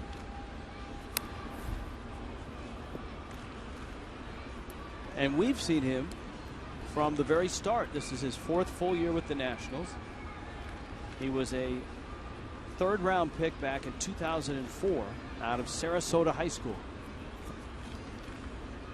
He's had 7 games, Rich, where he's had 2 doubles or more in his career. 4 of those games have been against the Marlins. And he's where people talk about the Nationals and the success that they've had, and they point to the fact that, yeah, they had the #1 overall pick in a year where Bryce Harper was available and Steven Strasburg is available. But they've hit on a lot of guys like Desmond. Fastball is up. Storen, Jordan Zimmerman. There's a lot of homegrown talent here that were not first overall picks.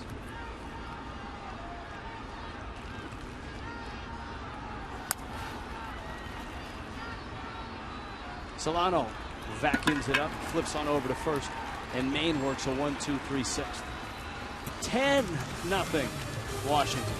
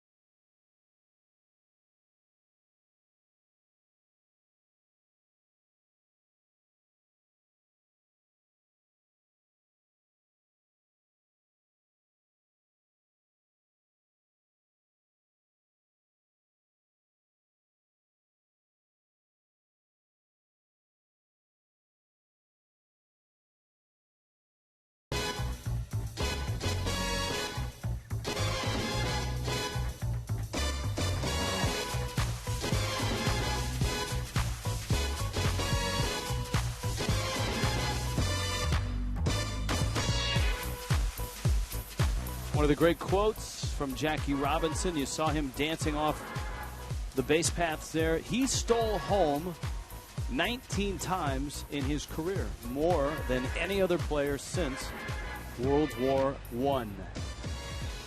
With Tommy Hutton, Craig Minervini, Jeff Conine, it has been a long night for Miami. A team that came into this ball game with a 2-10 record, having lost a lot of low-scoring close games. And Desmond's putting on a clinic tonight, both at the plate and in the field. He turned a brilliant double play on a backhand. You saw that pick from last inning. That's not an easy play. Charging hard and getting a short hop right at his feet. There have been 6 ground balls hit in his direction. He's handled them all. One of them he turned into a double play, a 6-4-3 double play in the 4th inning. So, yes, offensively and defensively. And this is a ball club, Rich, that came into tonight's game tied for last in the National League in defense. Which is a surprise because you look around this infield. We told you that Desmond made a quantum leap defensively last year. Zimmerman's a guy that's won a Gold Glove, but he's having issues throwing. Both the second basemen are good second basemen. Espinoza, a former shortstop in college, and a good second baseman. Suzuki, terrific effort, and he just missed that bunt attempt by John Mayne. Adam LaRoche won a Gold Glove at first base last year. You've got Harper in left. He's very good. Span, outstanding in center field. Worth is a very good defender in right field. Suzuki or Ramos, take your pick. This is a very good defensive team. I'll bet you in a couple of months the numbers will right themselves defensively for this club. Mayne sets down the bunt. Zimmerman flips on to first. Well, obviously, you have a situation where Mike Redmond wants to get as many innings out of John Mayne as possible. And looking back at Mayne's history as a starting pitcher, always a pretty good bunter. 29 career sacrifice bunts now, and nicely done there.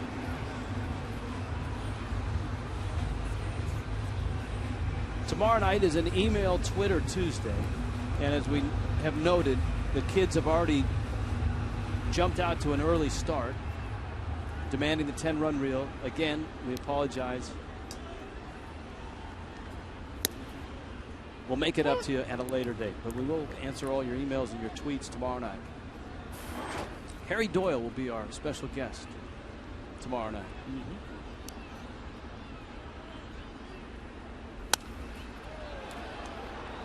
Pierre pulls it foul. Juan Pierre is 0 for 2. Miami with just one hit against Jordan Zimmerman, who is all lined up to go 3-0. You look at the Nationals rotation. At the top, of course, you've got Strasburg, his ERA 2.95. Gio Gonzalez, his was bumped up with the 7 runs he gave up yesterday. He's at 4.50. And here's Jordan Zimmerman, who came in with an ERA of just over 2, about to go 3-0. And as we told you, the Nationals in September, his last 5 starts, they won those 5 games, and he pitched to a 2.61 ERA. Pierre dumps that one over Zimmerman, who tried to barehand the ball. Solano will score. Pierre's got a double. Miami's on the board.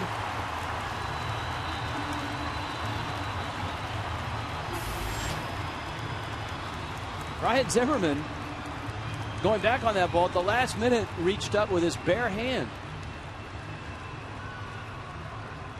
It's one of those awkward attempts because it's hard to leap when you're backpedaling, and he was backpedaling on this little flare and just tried to reach up with the bare hand, a la, who was it, Kevin Mitchell. Kevin Mitchell made that bare hand catch in down the foul line, left field. Boogie Bear.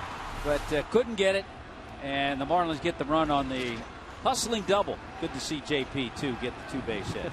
Kevin Mitchell. And that was a much harder play for Mitchell than it would have been for Zimmerman. Jordan Zimmerman misses in. Chris Coughlin line to left, and singled up the middle.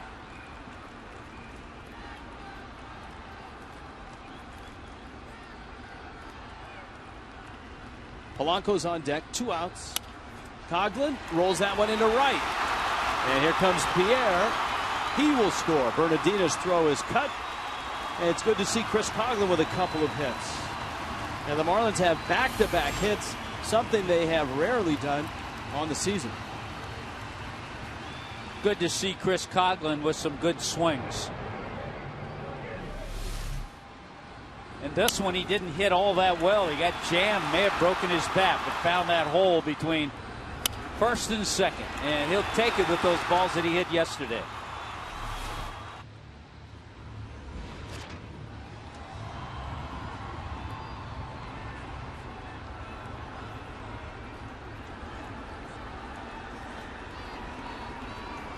Chris Valaika will get the at-bat here. Valaika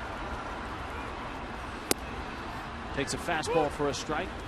You know what? Chris Valaika has started 3 games at 3 different positions. And every time he has started, he's been successful. He's gotten base hits, done a nice job. He's 4 for 10. He's driven in 2 runs.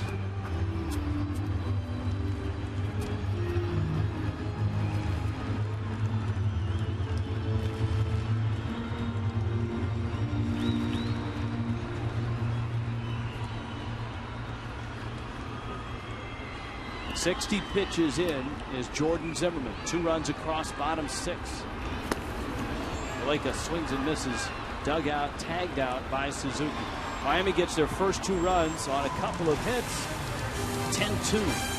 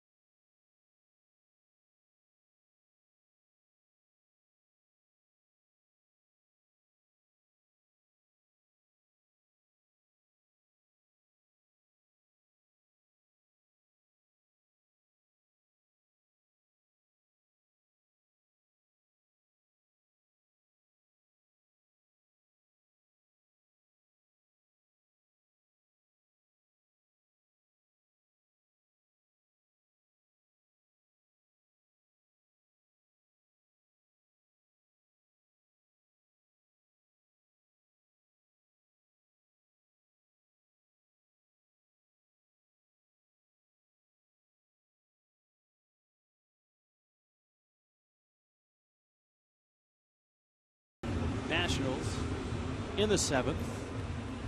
Jackie Robinson, in fact, played first base in 47, won the first ever Rookie of the Year award.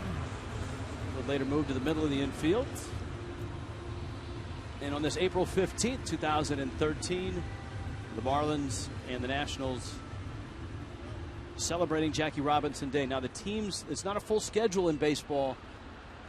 Tonight, the teams that play tomorrow that didn't have an opportunity to partake will get a chance to wear number 42.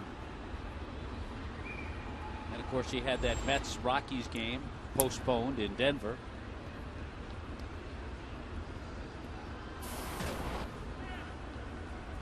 Tyler Moore, Tommy was talking about his great minor league numbers. Moore played his college ball at Mississippi State. He's a first baseman by trade. They've tried to stick him in the outfield just to get his bat and keep his bat here in the big leagues. I know last year, after he was called up, he had some games in left field. where they wanted to get his right-handed bat in the lineup. And that was the first year in the minor leagues that they stuck him out in the outfield. He hit 10 home runs in 75 games in the big leagues last year. And Tyler Moore takes a strike. John Maine has, I guess, restored a little bit of order here with a 1-2-3-6. This is a good opportunity for John Maine. I was speaking to him the other day. You know, always having been a starter, it's been an adjustment for him coming out sporadically out of the bullpen. So to come in a game and just kind of settle in, stretch his arm out, make some pitches is good for him. Pierre makes the catch. And all of a sudden he's retired 6 in a row.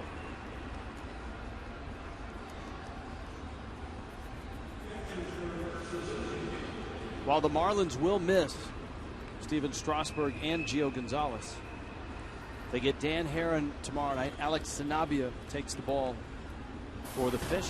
And then Ricky Nolasco and Ross Detweiler on Wednesday. Jose Fernandez's next start is Thursday.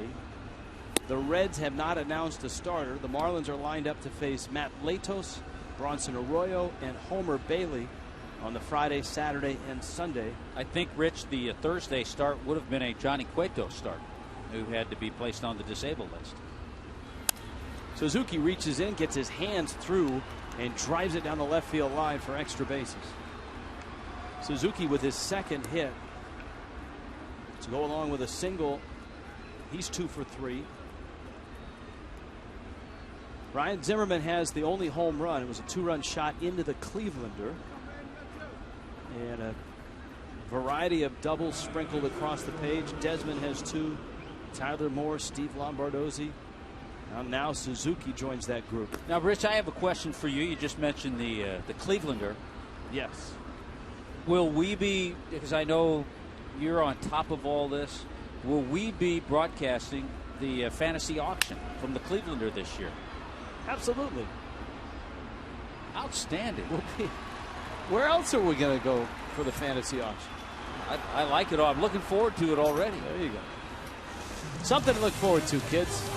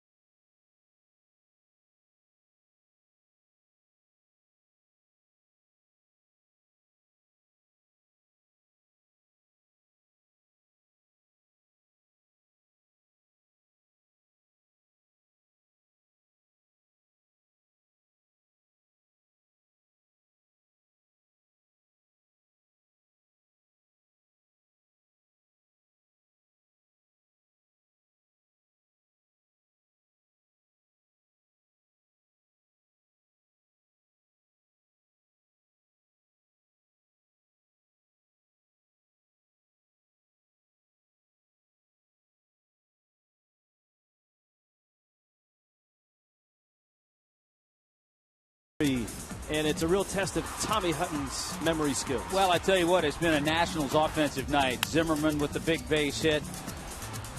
We talked about Tyler Moore. It's been a big night for number 42. Tyler Moore once again, and again getting an opportunity to play at first base. Adam LaRoche getting the night off. Everybody has hit. The only batter in their starting 8 that does not have a base hit, believe it or not, is Bryce Harper. How about Ryan Zimmerman? He's done that a few times against the Fish in his career. But don't stop there. Now, it just continues. Lefties, righties. But in the 6th inning, the Marlins were able to come back. Nice job by John Maine. About Juan Pierre. A little bloop over the head of Zimmerman. He couldn't get it. Good night for Chris Coghlan. He got a base hit, drove in a run. He also has 2 assists. Greg Dobbs with Jordan Zimmerman out there. Only 62 pitches for Zimmerman. And Dobbs pulls one right field and deep. And it's off the wall. Dobbs around first and headed to second with a double. Second double of the season for Dobbs. First hit of the night for Dobbs. Well, Zimmerman had gotten him a couple of times. Dobbs trying to take an aggressive approach. Got a good pitch. Fastball out over the plate. Bernardina couldn't catch up to it. Here's Ruggiano now.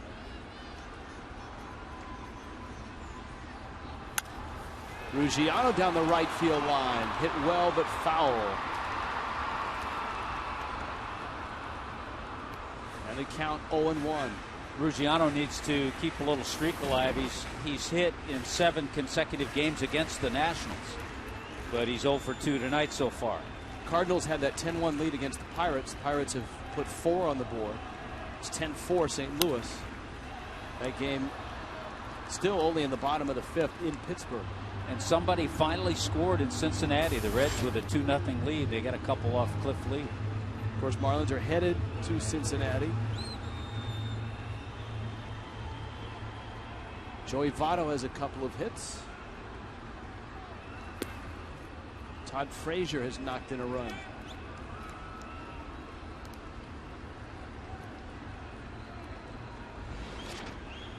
The stylish right-hander Bronson Arroyo, a 3-hit shutout going right now. The blonde hair, high leg kick. Ruggiano bangs one to the left field. That's a base hit. Dobbs will stop at third base. And so something going here in the 7th against Jordan Zimmerman. You know, these are the baby steps you like to see. Number one, you don't want to roll over, and I know Mike Redmond's not going to let his team do that.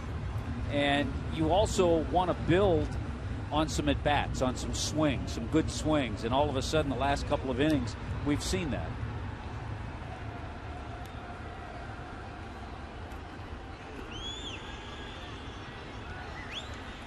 Rob Brantley, and he pulls a ground ball into right field. That's a base hit. Dobbs will score. So Miami has 3 runs, and for the Marlins, 3 runs is significant. They've struggled to get 1 or 2 so far this year. On a night where they've got 3, the Nationals, though, have 10. Last time they had as many as 3 runs was April 7th in New York. The last time they had a 3-hit inning was against the Mets April 8th.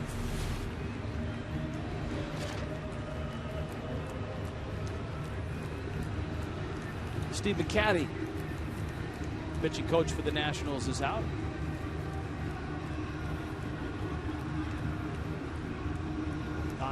I suspect McCatty, an old school guy, is telling Zimmerman, you just keep pitching to the scoreboard.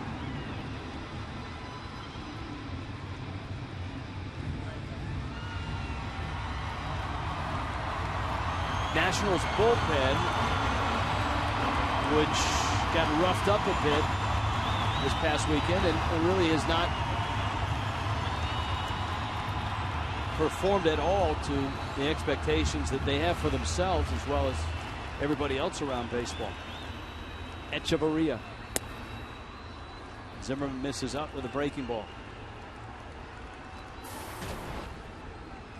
Steve McCatty may have said something like, once you get back into the groove that you were earlier, finish this inning because this is going to be your last inning. Or he may have said, when I was in the big leagues, Art Fowler would have come out and said, "You finish this thing, son." Long-time pitching coach for Billy Martin.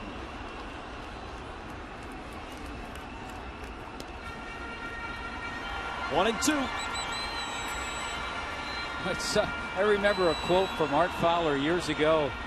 He didn't do a lot of training in between starts, and he said, "Why should I run? You don't run the ball to the plate."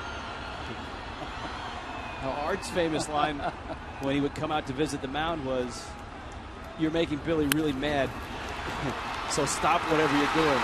That's an out at second base from Desmond to Lombardozzi for the force. Echeverria hit hard. Ruggiano and Echeverria now at the corners as Brantley is forced out. Marlins at Nationals on a Wednesday. Kids 12 and under eat free on Wednesday nights this year at Marlins Park. All kids in attendance will get a voucher for a free Cayenne Beef Frank, a bag of Frito-Lay chips, and a small Pepsi or Aquafina water. Go to Marlins.com today. An out, and Solano takes a breaking ball outside. I will say to the credit of Jordan Zimmerman, he truly was pitching to the scoreboard and was going right after. All of a sudden now he's trying to throw a few more breaking balls and not just laying that first pitch fastball in there. Many people said, I saw him, I didn't see him a lot because he pitched in the American League, but Jack Morris, who many feel should be in the Hall of Fame, but if he gets elected to the Hall of Fame, he'll have the highest ERA of any starting pitcher, but many people feel that's the way he pitched a lot. So this is a case, and you hear a lot of people who analyze pitchers and their performance. There's a lot of different formulas to do that. ERA is probably the simplest one for everybody to grasp, but here's a case where Zimmerman's ERA not truly reflective of him trying to go out and get every hitter out, strike him out, or throw his best stuff up there. He's obviously in the last couple of innings just been pounding fastballs and say, go ahead and take a whack at it. Whereas if the score were 2-1 or 3-2, you would have seen a different approach.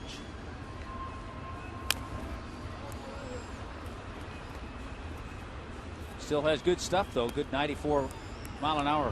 Went with a good four-seamer inside to try to tie up Solano.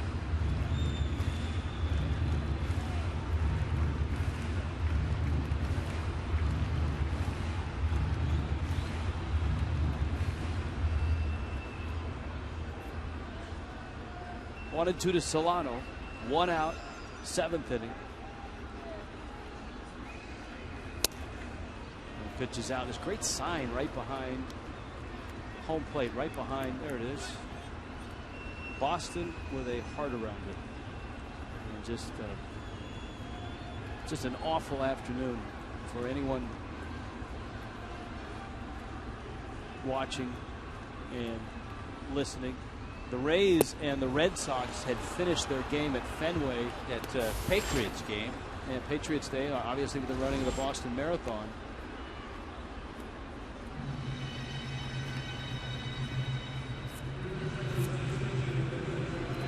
Kyle Skipworth coming to the plate. Todd Callis, one of our good friends, was actually filing reports from the finish line earlier in the day.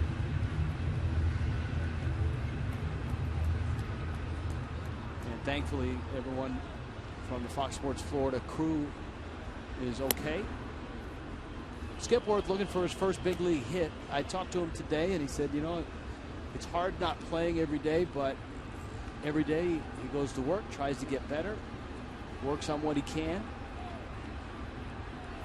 Yeah, he wasn't certainly pleased with the outcome the other night. His first at bat, a tapper back to the mound that turned into a double play. But you know what? All of a sudden, he became one of the 17,700 that has made an appearance in the major leagues, and he certainly appreciated that.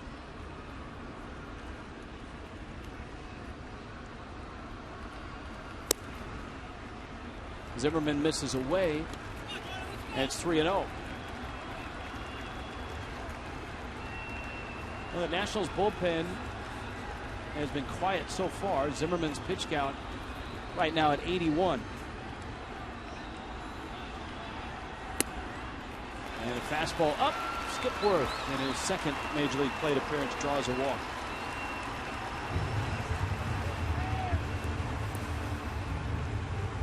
Wow, the first walk of the night issued by Zimmerman. He hit a batter, hit Donovan Solano in the 6th inning.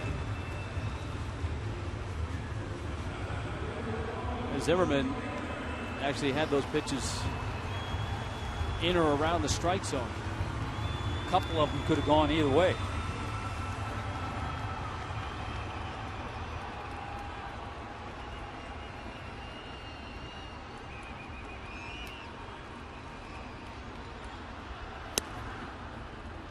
Now Pierre with the bags loaded and 2 outs, 10-3 Nationals.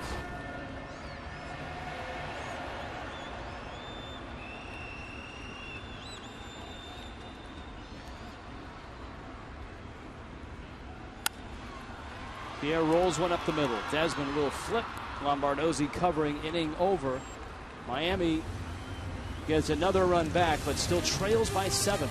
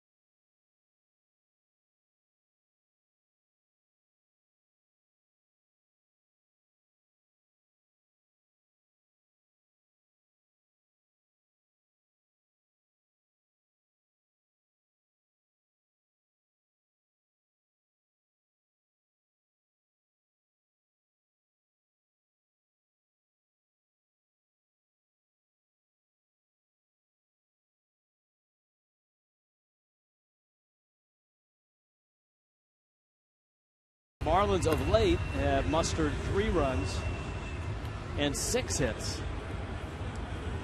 Out of the bullpen, Ryan Webb takes over. It was a rough start for Wade LeBlanc. 3 2/3, 9 hits, 7 runs. John Maine, in his 3 1/3, gives up 3 runs.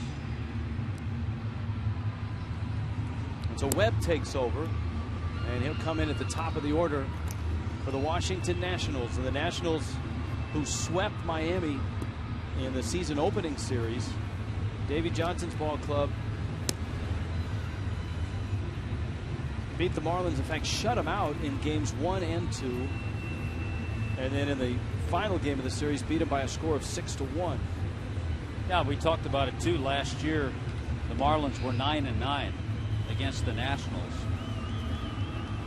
That was the only team in the National League East they were 500 or better against. All the other teams, 4-14 against Atlanta, 8-10 against the Phillies, and 6-12 against the Mets.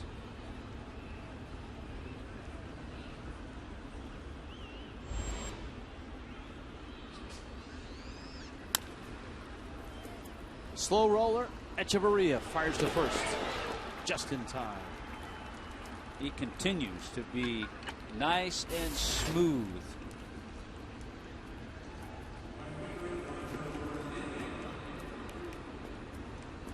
One out, and Roger Bernardina comes up. Bernardina came in for Jason Worth in the 5th. Worth goes 2 for 3.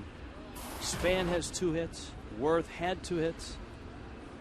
Ryan Zimmerman, 2 hits, a homer, 4 RBIs. Ian Desmond, 3 hits, 2 doubles. Tyler Moore, 2 hits, 3 RBIs.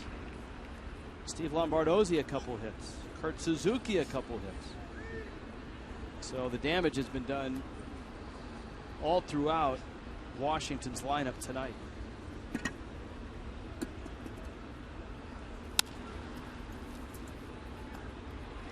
Solano on to first. Bernardina is out for the second time, grounding out to Donovan Solano. Always good to see the ground balls when Ryan Webb's on the mound. It tells you that sinker's working correctly. Twitter poll, I'm with everybody. I'm with the 70%. You and I are in agreement. I love the way Bryce Harper plays the game. Cole Hamels, I think, voted on the other side. Nice.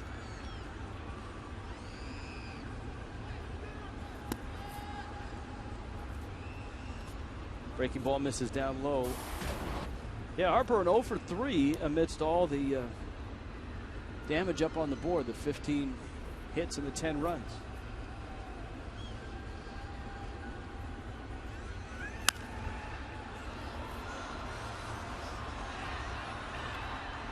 I think a lot of people, a lot of baseball fans for the next 10, 15 years will be following the careers of Bryce Harper and Mike Trout. Both burst on the scene. Trout got off to a slow start. He's starting to come on, though. He had a couple of hits last night.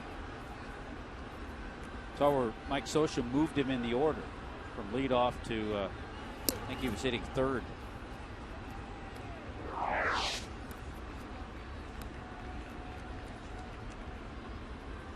Future of the game, no question about that.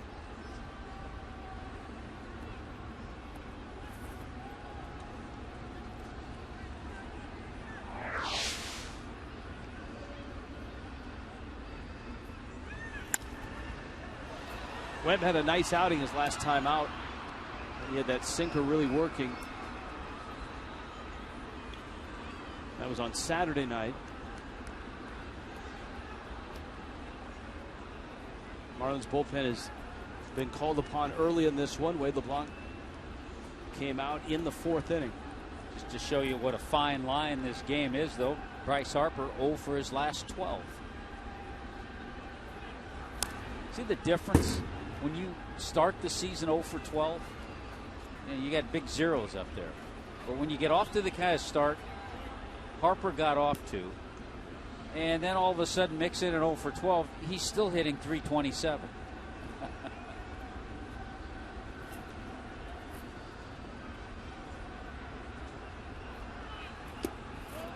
Webb's breaking ball, no swing. Says third base umpire Mike Estabrook.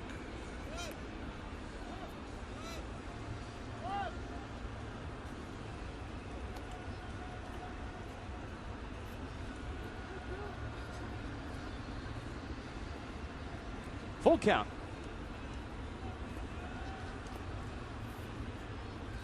Blue Jays lead the White Sox 4-2.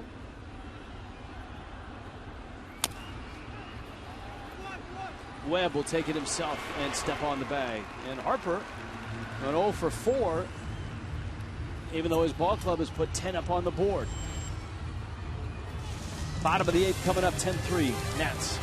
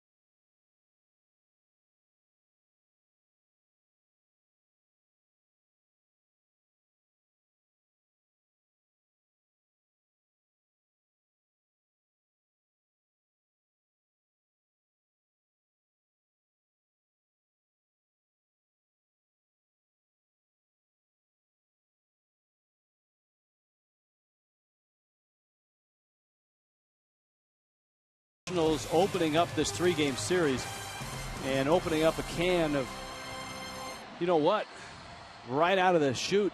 4 runs in the first. They knocked Wade LeBlanc out. Ryan Zimmerman's 2-run homer did that in the 4th.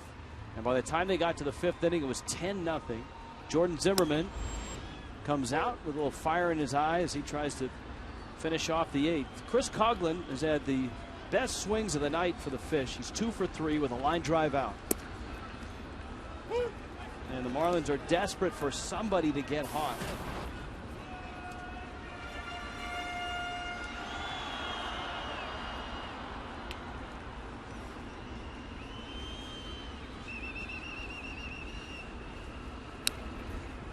Coughlin goes after a fastball and fouls it back.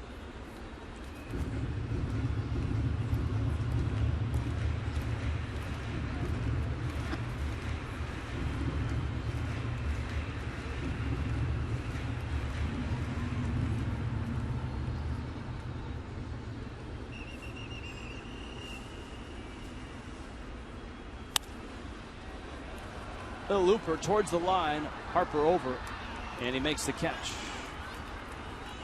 Bring on the red car, the little red car.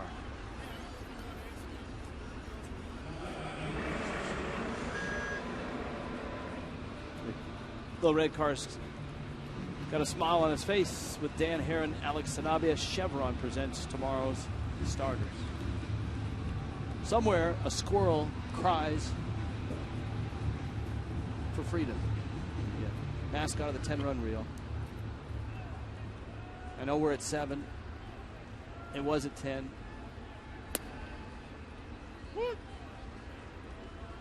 I can picture in my mind, though, Rich, the Exmo squirrel? The Exmo squirrel. It's forever embedded in my mind, along with the Amezaga play, too. Well, I was about to say, it's been reported that they've added a variety of highlights to the 10-run reel for this 2013 season. So there's new stuff to be seen. Valaika takes down low. Mike Redmond and the Fish staring at a 2-11 start.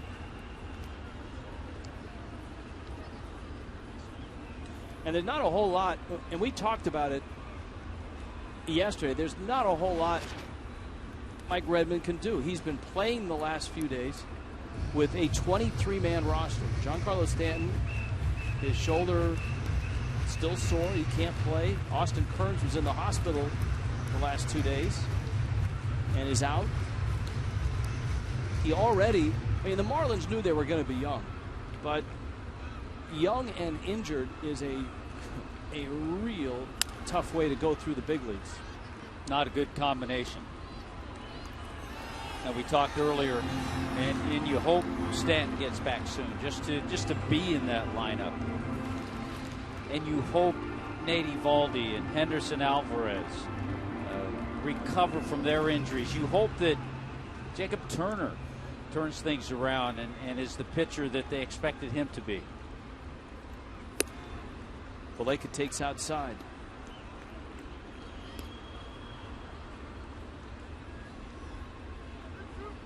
Casey Kochman continues to rehab the hamstring. Marlins are at least a month and a half away. That's strike 3 called. Valaika rung up. Zimmerman gets the second out. Marlins are at least a month and a half away from Logan Morrison being eligible to come off the disabled list as he starts his baseball activities. It's a pretty good pitch. Pretty much a perfect pitch there. Yeah, if you think about it that way, yeah, it seems like a long way off. But if you think of a month and a half, and all of a sudden Logan Morrison is playing, and all of a sudden we get a chance to see the young outfielders, Jake Marisnick, Christian Yelich. If they're ready to play, if they're back playing and doing well. Dobbs doubled his last time up.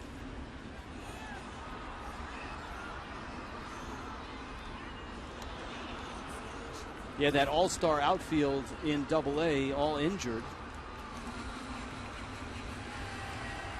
but Marisnik back. Illich is close. Ozuna broke his hand in spring training. 1-1. High. Papa. Lombardozzi calls for it. And Jordan Zimmermann has put 8 very nice innings in the books. And the Nationals continue to lead at 10-3.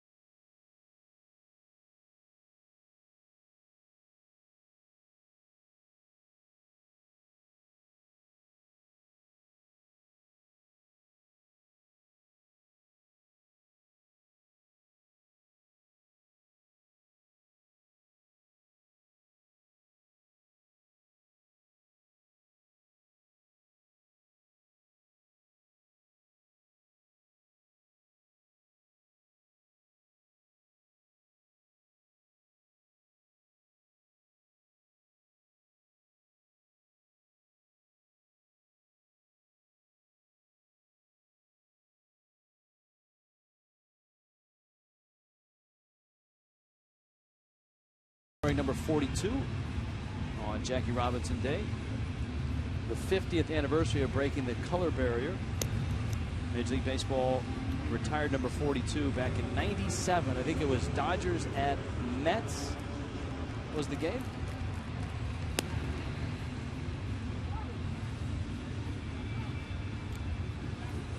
John Roush is the biggest player ever to wear number 42. He's the biggest player ever in the big leagues at 6'11". Yeah, I love reading some of the quotes that John Roush has. He gave up that home run, and you know he takes it upon himself. I mean, he said he's got a bunch of guys out there playing hard behind him, trying to keep the game tied, give the offense a chance, and he gave up that long ball to Lance Nix. He's a pro's pro. Zimmermann now, he's driven in 4.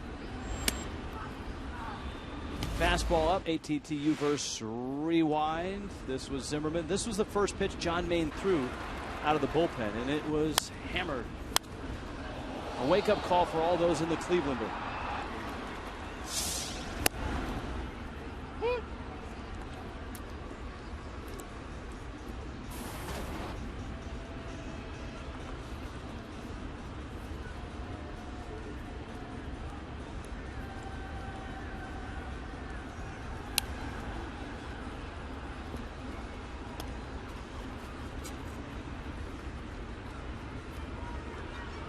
One and two.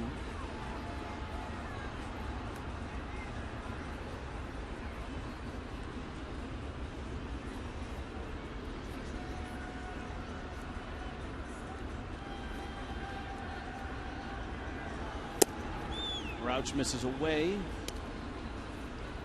Rafael Soriano is up. Soriano last worked Thursday against the White Sox. Got the save. You know, they had a game, one of those games against the Braves, that he had worked 3 consecutive games, and they brought in Drew Storen. And I know you and I talked about that when we were in Washington. The fact that Davey Johnson can do that. If he has an overworked Soriano, he can go to a Storen or maybe even a Tyler Clippard. Storen blew the save. Remember, there was a Ryan Zimmerman error in the middle of that calamity. Braves would win that game. And Ryan Zimmerman goes down swinging.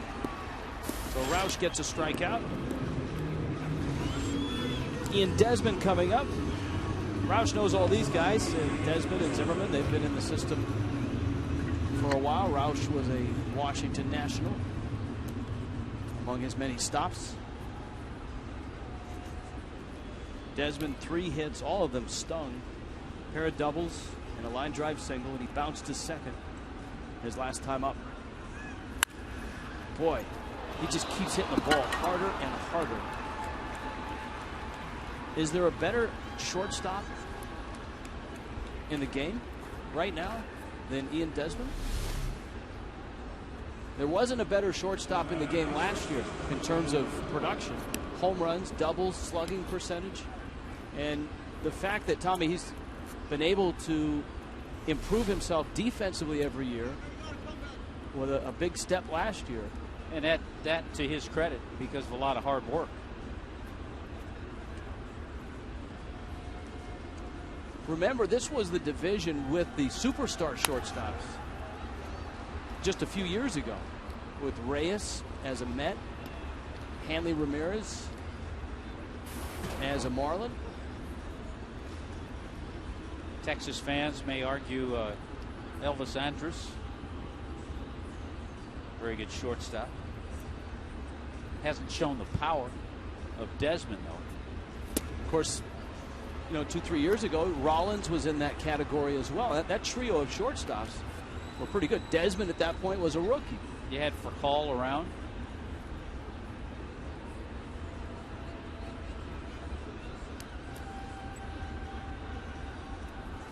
I guess you'd have to throw Troy Tulowitzki in there. Right? But remember, and he's off to a good start. He's having a good year. He is. Tulowitzki was hurt last year, and Desmond's numbers obviously better. Boy, tonight was his 8th 4-hit game of his career already.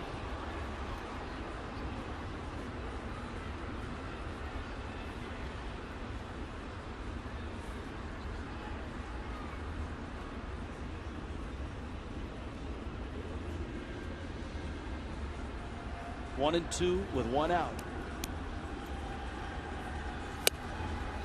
Roush gets another strikeout. Tyler Moore goes down.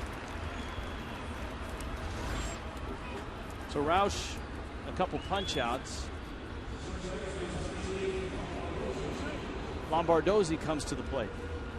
Been the kind of night for Davey Johnson. Doesn't always work out this way for a manager, but because he's gotten Lombardozzi and Moore in the game, to give LaRoche, to give Espinosa, who was hit on the hand, give them a night off. But they've produced. The team has a big lead, and those two individuals themselves have produced.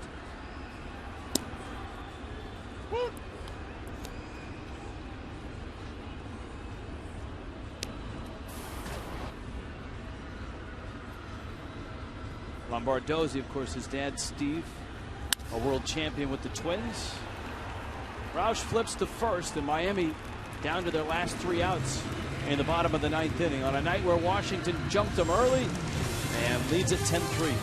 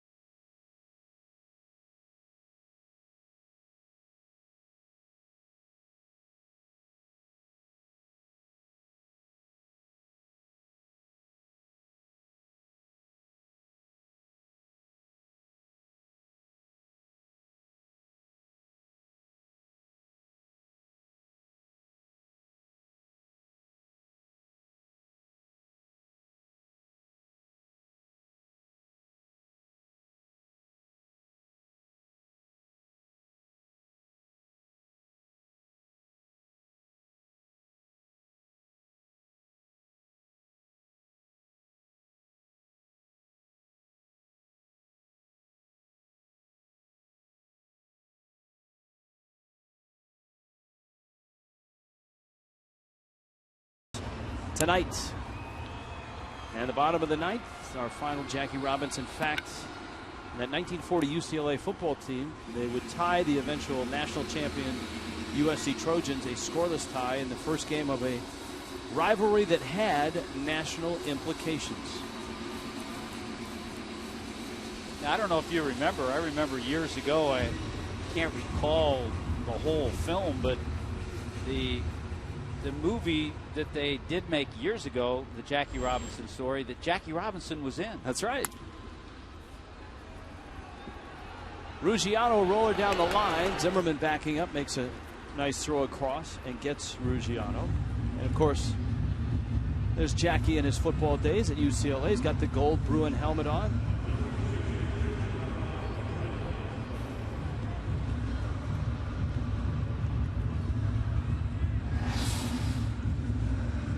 You know, all that he went through took its toll.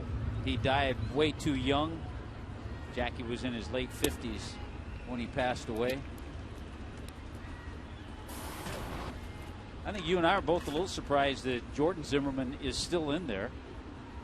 Well, maybe that was the deal that Steve McCaddy made when he went to the mound. We talked about it jokingly that McCaddy said, you're going to finish it like I had to. I mean, we say that because here we are in this day and age. 15, 20 years ago, no, I wouldn't be surprised because a guy would go out there and want to finish it. He'd want to give his bullpen a little time off. So looks like he's going to do that, too. I would qualify you as pleasantly surprised, though. I mean, not disappointed. Yeah. I like it. You're giving a thumbs up. I'm giving a thumbs up, and certainly Davey Johnson and Steve McCaddy would know. I'll give it a thumbs up as well. How about Minervini and Conine? Do they give it a thumbs up? Yeah. Jeff likes the old school.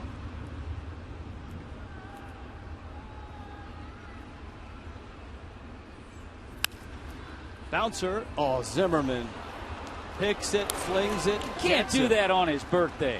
You just can't do that. That's a great play, though. Echeverria bounces out. And Jordan Zimmerman, a complete game, 10-3 win. Ryan Zimmerman drives in 4, makes a very nice play to finish the ball game, and the Nationals have now beaten the Marlins all 4 games so far this season, and they do it in convincing fashion. Watch Zim pick it. Going back to his Gold Glove year.